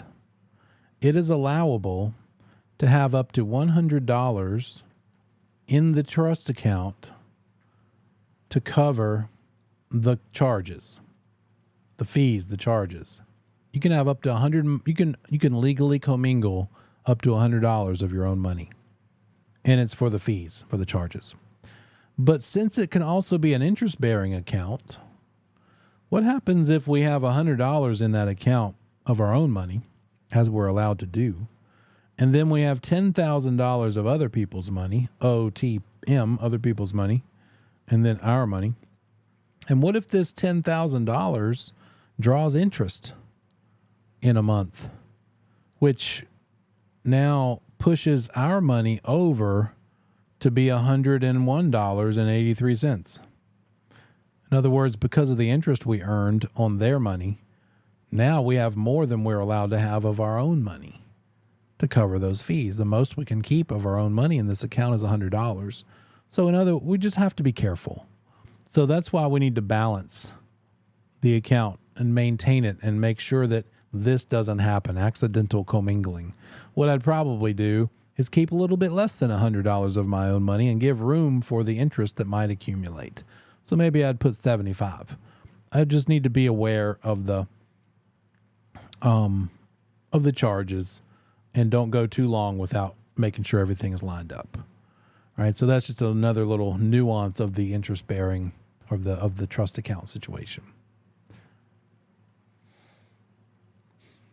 Effective date, here's just the provision that says what is it? What is it? What do we mean by effective date? It's the last of one of buyer and seller has signed, or the final counteroffer, whether offer or counteroffer. It's also been communicated. So it's the signing or initialing, dated and communicated. Now we have an offer that has become a contract. Parties acknowledge that the initials at the bottom of each page are just evidence that they received it. The initials are not something that affects the signature, meaning the initials do not. What am I talking about? These initials. The bottoms of most of the pages have a place for buyer and seller to initial, acknowledging they saw these pages, but these are not required. What this says is the initial lines at the bottom of the page are just evidence that they've reviewed it. It has nothing to do with execution or effective date. The dates, the signatures and initials that matter about effective date are the ones that are over any sort of changes that were made, or the final page where signatures actually are intended to be collected. Talks about the due diligence period. That's the opportunity to investigate the property and decide in that buyer's discretion, do they want to keep going? Basically, this says the due diligence period is about whether to give up or keep going, terminate the transaction or move forward. And the due diligence fee is negotiable, paid by buyer to seller for the right to terminate. For what reason? Very testable. What reason can you terminate during the due diligence period? Any or even no reason. Any reason or no reason. They like to say it that way. That due diligence fee is the property of the seller upon when? The effective date, because that's when we have to collect it right away. And they can do anything they want with it. It's a credit to the buyer at closing, but the seller gets it because it's non-refundable and they never have to give it back unless they breach, except in the event of a breach. Or if the contract's terminated under paragraph 23B, we'll see that in a little bit. And so they waive the rights that may have to deny or to conduct due diligence based on the insufficiency of the fee. In other words, the time period has nothing to do with the amount of money. It can be zero due diligence fee, but we still have the right to have an amount of time to back out if we want to. So the due diligence period could be 3 weeks and the fee could be $0. Or the period could be 0 days and the fee could be $1,000 or $100,000. And then here's where we identify what date that is. Time is of the essence. No later than 5 p.m. on the date in this blank is when the buyer is going to have decided to keep on going and proceed to closing. If they want to have a chance to back out and maybe get the earnest money back, they need to do it by 5 p.m. on the date in this blank. Notice I said maybe, because it still depends, even though it's in here, written up in the contract. If the seller chooses to be a jerk and not sign off on the release of earnest money, nothing we can do as brokers. We've got to let them play it out in the court system. So that's how I explain it to the consumer. I say, hey, look, buyer, it says it here, but if the seller really wanted to, they could hold your money hostage and not release that earnest money. And if it's a lot and it's the money you need to use to buy whatever you buy, we could end up not being able to keep going. And you might need some time to go make another chunk of money to use for earnest money and due diligence if this one falls through. You better be confident. You better be serious about this, because this is what all this means. This is what you're saying to them, right? To explain the gravity of it. And then they talk about settlement versus closing. Oh, good question. Typical due diligence money for the average buyer. I used to have a number for that back when it was brand new, 12 plus years ago. And people would ask me that question all the time. I would say the rule of thumb that seems to work for most offers, 1% of the purchase price. But that got blown out of the water 5 years ago. Over the last 5 years, that's when we started seeing, wait a minute, oh, there's multiple offers? Well, I'll show them. I'm going to beat every one of those multiple offers. Let's see if that seller can resist the temptation to accept my offer with $50,000 non-refundable due diligence. Guess what? They won. And sometimes it took $100, and sometimes it's $200 or $400,000 non-refundable due diligence money on a $400,000 house. I mean, it got nuts. It's not that crazy. I haven't seen something that crazy yet in a while, but it's still up there. It's still up there. So it would really depend on both the buyer's tolerance, financial ability and tolerance of what they could stand to lose. How bad do they want the house? And what's it going to take to beat everybody else if there are other people? So it really depends. My favorite answer in this business, right? It really does truly depend. The settlement is the signing. The closing is the recording. They have that mentioned here. And so closing is, the recording of the deed, basically. They also have a mention here in the red box that the North Carolina Bar Association has said that most of the things involved in handling a real estate closing is practice of law and needs to be done by an attorney. And so obviously, unless you are an attorney, you can't do those things. However, it is possible to have someone conduct a closing who is not an attorney. Because really all you're doing at a closing is pointing at a bunch of pages and saying, sign here, date here, initial here. You're not really giving legal advice. So it is possible for a non-attorney settlement agent to conduct a closing. They can't do all the same full scope of acts and services that are required. And if you're having a non-attorney conduct a closing and one of the people involved has a question, legal question, that non-attorney better have a phone number where they can reach an attorney to give an answer, because they can't give the answer. They're not the attorney. So if it is a non-attorney settlement agent, which is doable, you better have an attorney on speed dial. Special assessments, we touched on that before. A charge against the property by a government authority, and as well as taxes and recurring government fees. They just acknowledge what it is, and in a little while we'll see how it's handled. Actually, responsibilities are found in paragraph 6A and 8.1. Since we're talking about it, let's just fast forward over there. 6A.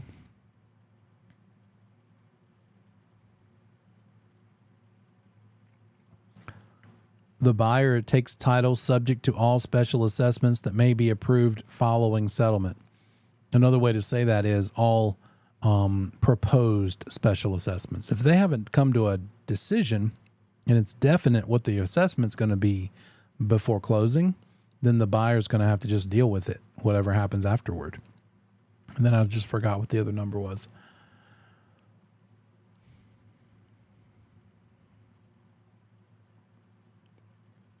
Eight one.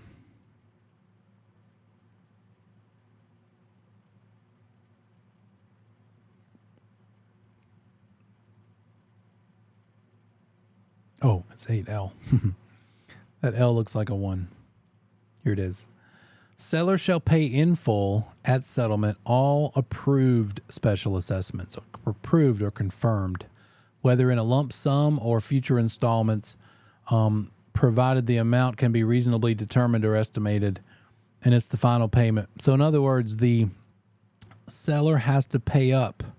If the approved or confirmed special assessment for curb and gutter or street lights or whatever it is $200 a month for the next 5 years, and that is a confirmed and approved special assessment, the seller has to pay all of that at closing from their proceeds. This is not something the new buyer will have to deal with. The seller does, because it was confirmed and approved, and it has to be settled up at no later than settlement. So approved versus proposed assessments are handled differently. And then fixtures. We talked about this way back long ago, but in big and bold and caps, it says, don't make any assumptions of what's included in the sale based on written statement or oral statement. Is if it's not in this contract, it doesn't exist.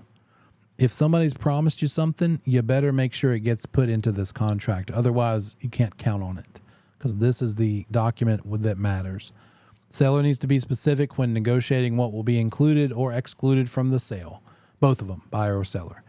And then we get into all of the fixture stuff. Here's the bullet point list that we saw all those weeks ago. And some of my favorite parts are storage shed and utility building. What is that?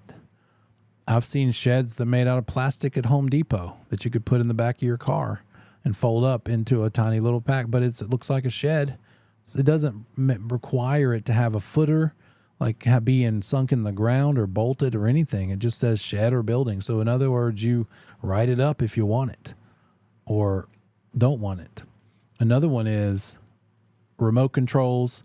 Also, all stoves, ranges, and ovens are fixtures, even though you could unplug it and walk out the door with it, just like a refrigerator.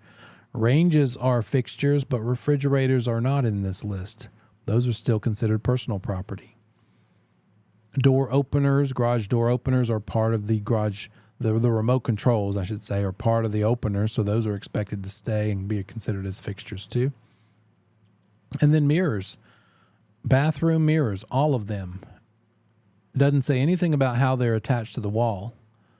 But if they're in the bathroom on the wall, whether hanging on a hook and you could just lift them off and walk out the room with them, or screwed down with a bracket, both of them are considered fixtures. So remember IRMA, the definition, the court test for determining what a fixture is?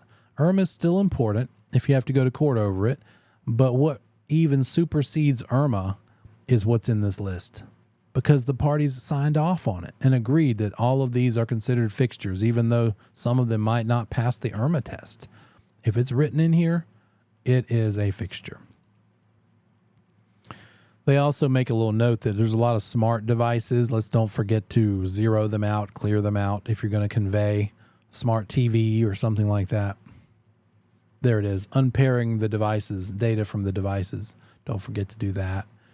And then we've got the place where we acknowledge, is this a leased item, like a propane tank? Propane gas tank in the backyard might be a leased tank, and then you buy the gas. And so we would reference anything that's leased and not owned, but is going to stay with the property. Other things that don't convey, things that don't stay with the house, that are going to be leaving when the seller leaves, and therefore the buyer doesn't get them. Let's make sure we acknowledge them here.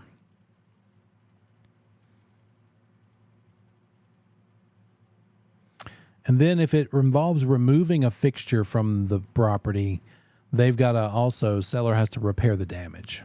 Don't pull that thing off the wall and leave big holes in the wall from removing it.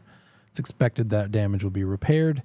And they reference also maybe how those repairs should be completed in the additional provisions addendum. There's a place there where we can add extra stuff for handling that sort of thing.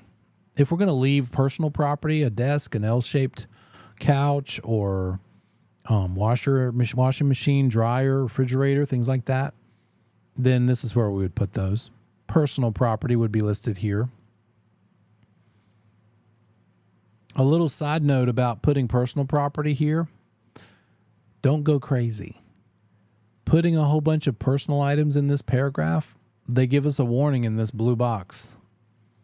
Consult with the buyer's lender before you put too much stuff here, because the lender is worried that, are we loaning you money to buy a house, or are we loaning you money to buy a bunch of furniture inside this house as well? They're going to limit how much can be actually put here. And I've seen it where the parties, buyer and seller, agree to, seller is going to include the patio furniture and the storage shed and the washing machine and dryer and refrigerator and maybe even the water softener and maybe the big desk because they don't want to bother moving it, maybe the piano. The lender is going to look at that list and say, are you buying a house or are you buying a whole bunch of stuff? We don't want that in the contract. So first stop when you're negotiating personal property, let's get the buyer's lender to chime in. We'll talk to the loan originator and say, hey, any of this stuff a problem? They'll probably say the most the lender's going to let you put in this paragraph is the washer, the dryer, and the refrigerator. Typical things that might convey with the property. But all that extra stuff is going to mess up the lender's guidelines for approval. And they're probably going to say, instead of putting it in the contract, if you still want to include it with the house, that's between the buyer and the seller. So let's put it outside of the contract in another document called a bill of sale. So we'd have a bill of sale to handle the bulk of the personal property.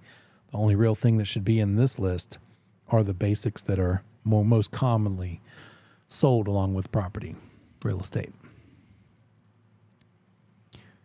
Buyers encouraged to conduct due diligence during the due diligence period. Do your due diligence. Check and find out what you want to know about this property before the period expires so that you can decide whether you want to go forward toward closing or terminate. That's what all that red box is about. And what does that include? The things that you might want to do as a buyer during due diligence, inspections, of course. What else? What other things might the buyer want to check on to decide if they truly want to buy this property?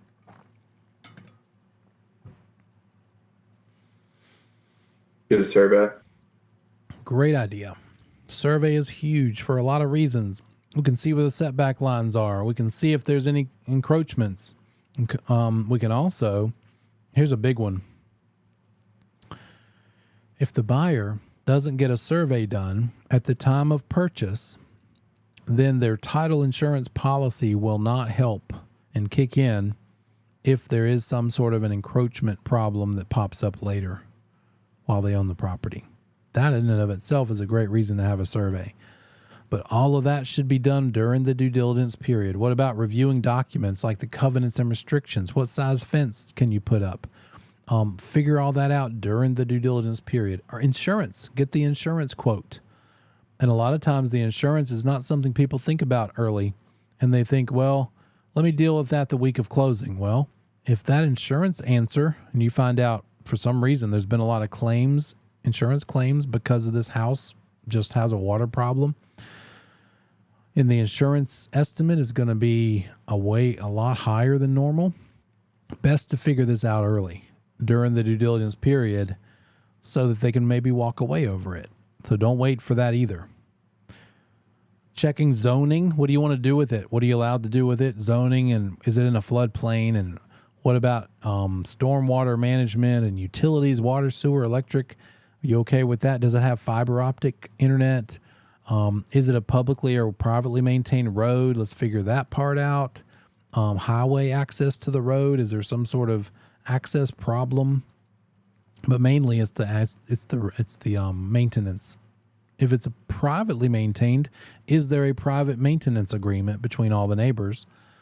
And then they talk about special assessments again. So all of those things, any reason that the buyer might need to back out or check on, decide if they want to go forward or not. That's what we need to do. So it's a very busy time. As a buyer agent, you're doing a lot of stuff.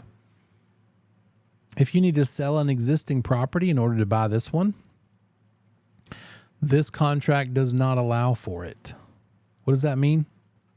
You're the buyer, and you can't buy this house unless you sell the one you're living in now. That would be called a contingency. a contingent sale situation.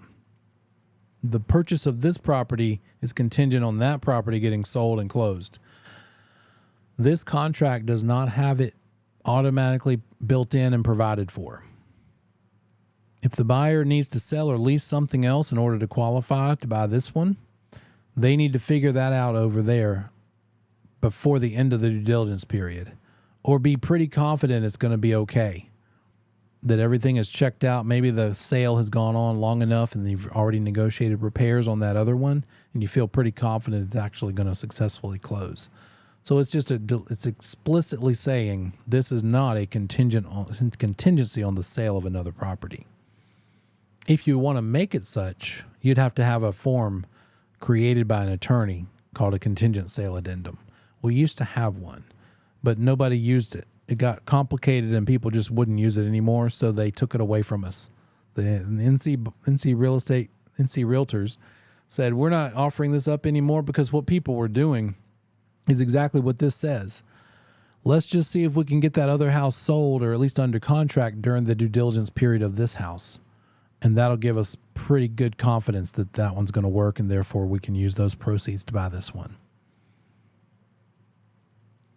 Pretty much we're expecting the property to be in its current condition. Don't let us come to the walkthrough day of closing, day before closing, and find it in drastically worse condition.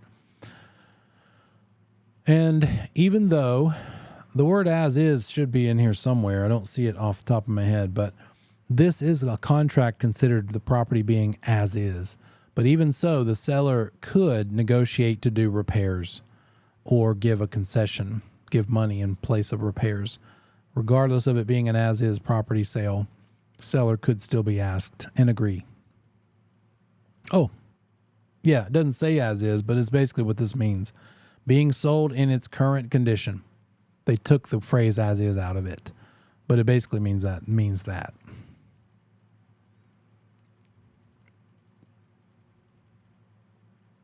The other part here is that during the due diligence period, the buyer should do any checks and inspections they might want to do, and enough time to negotiate with the seller that the seller is going to make these repairs.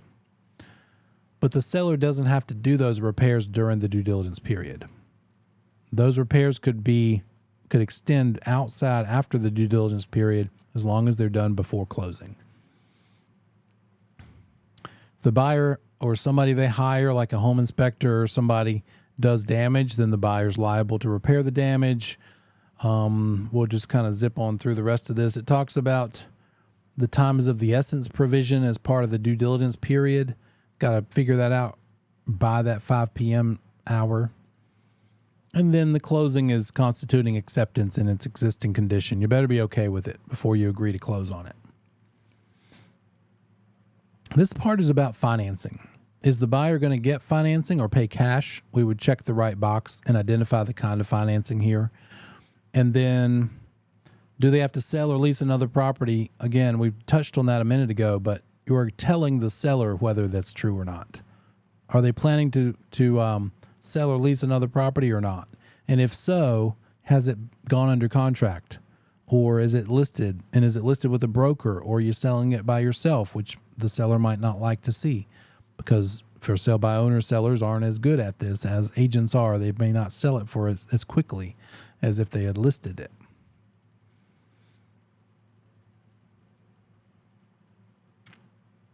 And then it talks about the disclosures. Have they received one or not? Do you remember how many days the buyer can back out if they don't receive the disclosure at the time the offer is made? How many days do they have to review this thing and decide whether to back out or not?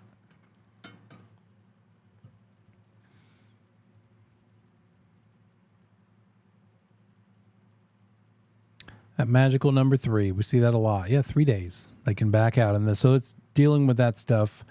Or the property is exempt. You don't even have to provide the disclosure. Some reasons for exemption, not having to disclose. Do you know some? What are some types of property that might be exempt from having to provide this property disclosure statement?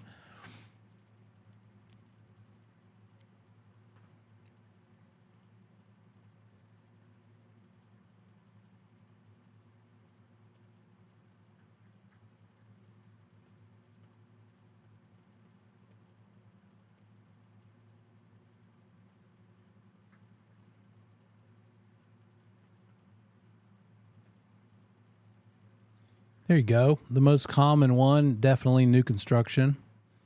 That's a good one. Also foreclosure. Also divorce. There's about 12 or 13 of them you can find with the general statute referenced on the front page of it. But you basically just need the basics. Just need the general. These, you don't have to get too deep into those other ones. Definitely new construction is a good one to remember. Also land. Land sales do not require that disclosure.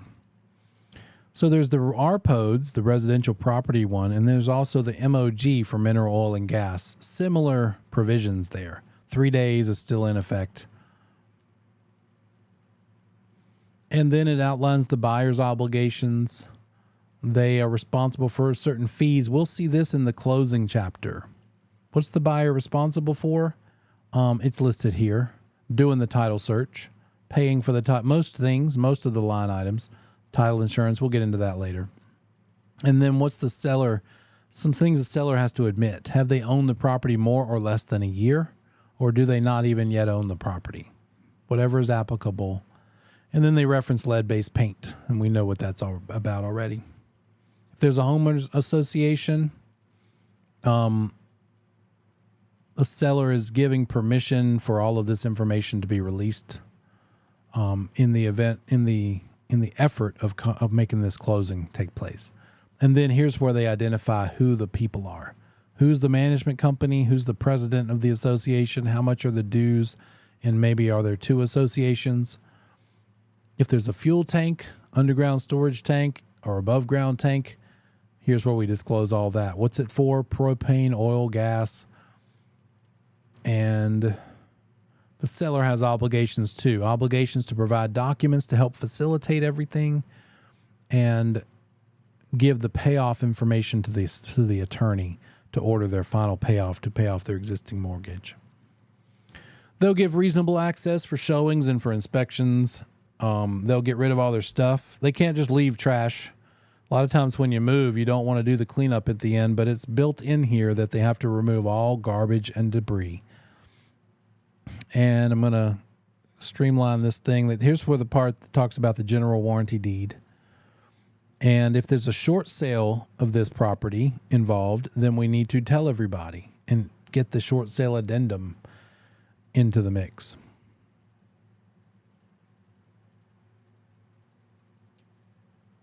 And just because the buyer might choose not to have a survey or a title examination before the due diligence period ends doesn't mean the seller is not required to deliver good title. So it separates the buyer's right to do those things within a certain time frame from the seller's obligation to provide clear title.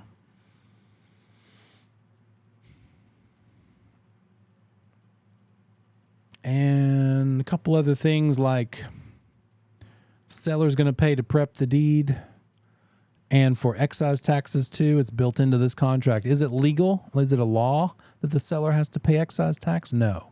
It's just a built-in provision of the standard contract. This could be negotiated.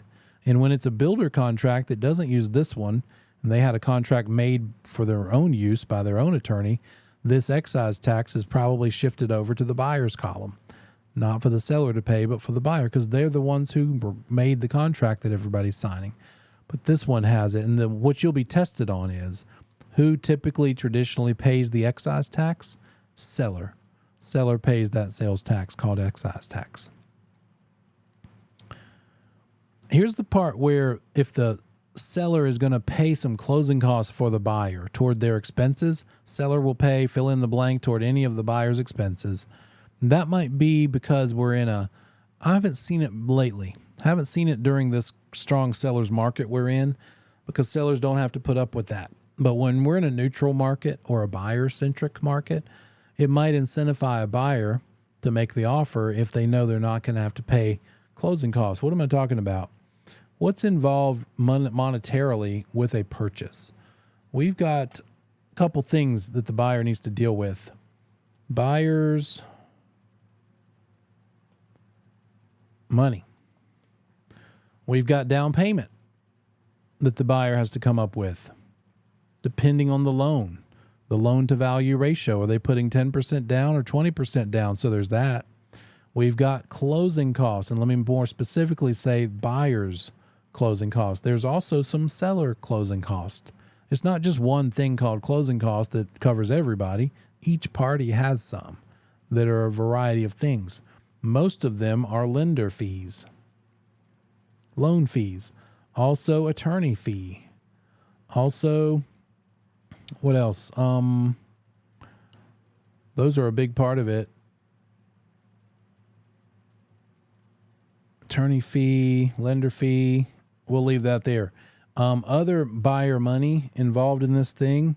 Down payment. Oh, well, what if the seller doesn't pay me everything I want as the broker? I'm the buyer agent and I charge 3%, but the seller is only paying me 2%. Therefore, I want 1% from the buyer. So a buyer agency fee in this case, the buyer also has to pay me 1% to make up the difference of what I charge versus what I'm getting from the seller side. This is going to be a much bigger deal as of August. It's going to be something that happens more frequently. Not 100%. We're still going to have a lot of sellers who pay every bit of what we want. But we're going to have some situations where we're going to have to explain better to our buyers, look, you've got to come up with some money because I'm not getting everything I deserve or that I charge from the seller. So all of these are chunks of money that the buyer has to think about when they're planning to make a purchase. Another one, by the way, that we've already talked about is the checks for due diligence and earnest money. So yes, those will end up being a credit to the purchase price, but they've got to come up with a chunk for down payment unless they get a loan type that allows for 0 down payment, which one example of that is a VA loan, for instance, or a USDA loan. Those have provisions that allow for no money down. They've got to come up with a chunk for closing costs. What if they have enough for down payment but not closing costs? That's when we'll use the blank that I just showed you. So if we have that situation where the buyer's using all their money for down payment, we could say, hey, seller, this is a great buyer, but all the money they have is going toward down payment. Would you maybe, for the right price that you're happy with, pay their closing costs? Pay $8,000 toward the buyer's closing costs with an acceptable offer. And the seller might say, well, as long as I end up netting what I want, sure, I don't care about that. That's fine. So that's why we might use this thing. When we do use this, we've got to remember, and there's a little warning here too, that the lender puts a cap on how much the seller's allowed to pay for the buyer's closing costs. So that's another moving part to this whole thing. And when it's an FHA or a VA loan, there's some certain things that the buyer's not allowed to pay. So it has to be paid by the seller because of the type of loan it is. We talked about special assessments already. Here's where we would put it if the home warranty is going to be provided.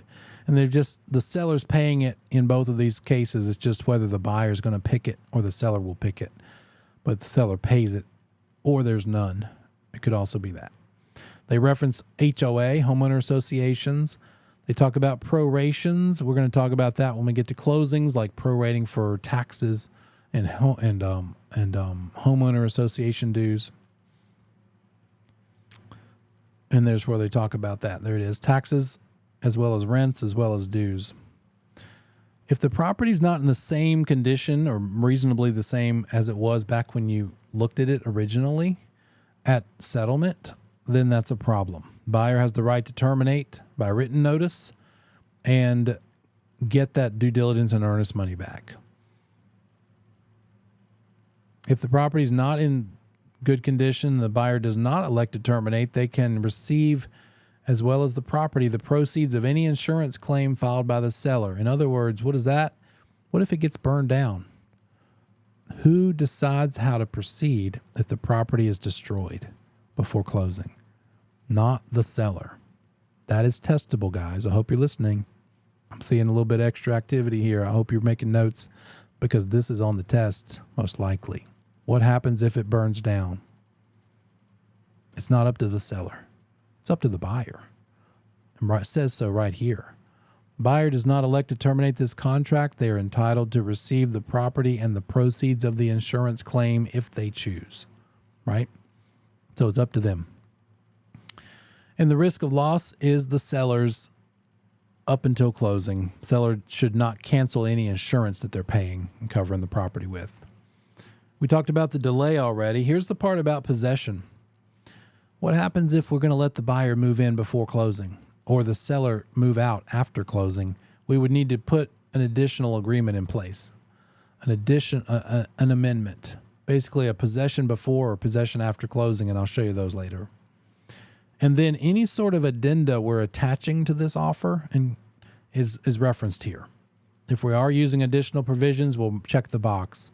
If we have so many signatures from the seller because it's an estate situation, I heard of one last week from a CE student. They said they had a transaction with 48 heirs. 48 people inherited this property. That's not going to fit on one line. We're going to have a lot of additional signatures, addenda. I think you can put about 10 additional signatures on that one. So they're going to have 4 of these addenda just for signatures. It could be that we're going to look at most of these addenda over time, but here's where we would acknowledge that they are a part of this. And then just a reminder that we brokers can't create things from scratch. Don't put, hey, see addendum Z that I wrote as a broker. This is the part about where if you want to get into a contract with maybe a desperate seller, you find a seller that's motivated and you don't want to close on it. As an investor, you just want to assign it and get an assignment fee and assign it to your investor friend and let them close on it, let them put the money in for repairs. If we're doing an assignment of this contract, look what it says. This standard contract says it can't be assigned without the written consent of everybody, unless it's one of those 1031 tax-deferred exchanges. You can do that without permission of the seller, but a signing has to be given permission by the seller, and they have to be made aware that's what your intention is. I think the main reason is because assigning contracts was it's easily handled in a predatory manner, taking advantage of a desperate seller, and they sign whatever they need to because they're just trying to get some money. And maybe it's worth 500, but they'll take 200. Well, that's 300 grand between what it's worth and what you got it for. Maybe even at least 200 if you allow enough for some fix-up costs. So that's great opportunity for an investor to assign it to someone and make a chunk of money in an assignment fee and not have to lift a finger, except find that seller and get them under contract. So easy to take advantage of somebody, as you should not do. And so we want to make sure that seller doesn't show up to closing and see a whole different person than they thought they sold it to, who may even not be able to perform the closing. So those are things that could have happened that have led to this contract as we see it. And then here's the tax-deferred exchange. We're talking about the 1031 tax-deferred exchange. If they're going to do this, we're acknowledging that the exchanging party, that seller, who's selling the property in order to buy a replacement property, are responsible for any exchange fees the other party's not expected to. In fact, it could be either one. Whichever party's handling this sale as part of a 1031 exchange is responsible for the fees associated with it, which is only fair. These are all the parties, the ones that are referenced here. Any provision built into this that is labeled as that doesn't get handled by closing survives the closing and is still expected to be handled. And this is the entire agreement. And this is the part that says we can do things electronically. We can sign this electronically. We can give notice electronically as well. The part about execution says that this contract can be signed in multiple originals. There could be one version of this with the seller's signature, and as long as another version is completely identical, that could only have the buyer's signature. As long as they match up with the contents, that's officially okay. It's best to have it all on one, but that's basically what this is talking about. And then last thing, the term days means calendar days, including holidays and weekends. And to count the number of days, it starts with the following day. What does this mean? sometimes people will say the due diligence deadline is in, let's just say it's in 27 days from the effective date. If they did it that way, then how do we count 27 days? Well, today is the effective date, so tomorrow is day one. That's all this means. Start counting number one being tomorrow. That's day one. And that's it. That's the whole thing, guys. Good job. You hung in there. That was a lot. We'll see some addenda, but it is already time to go. So have a great evening. I'll pick it up tomorrow. We'll go over the addenda. We'll go through the last few slides of this chapter, and then we'll go on from there. So bring me your questions along the way, and I hope you have a great night. See you tomorrow.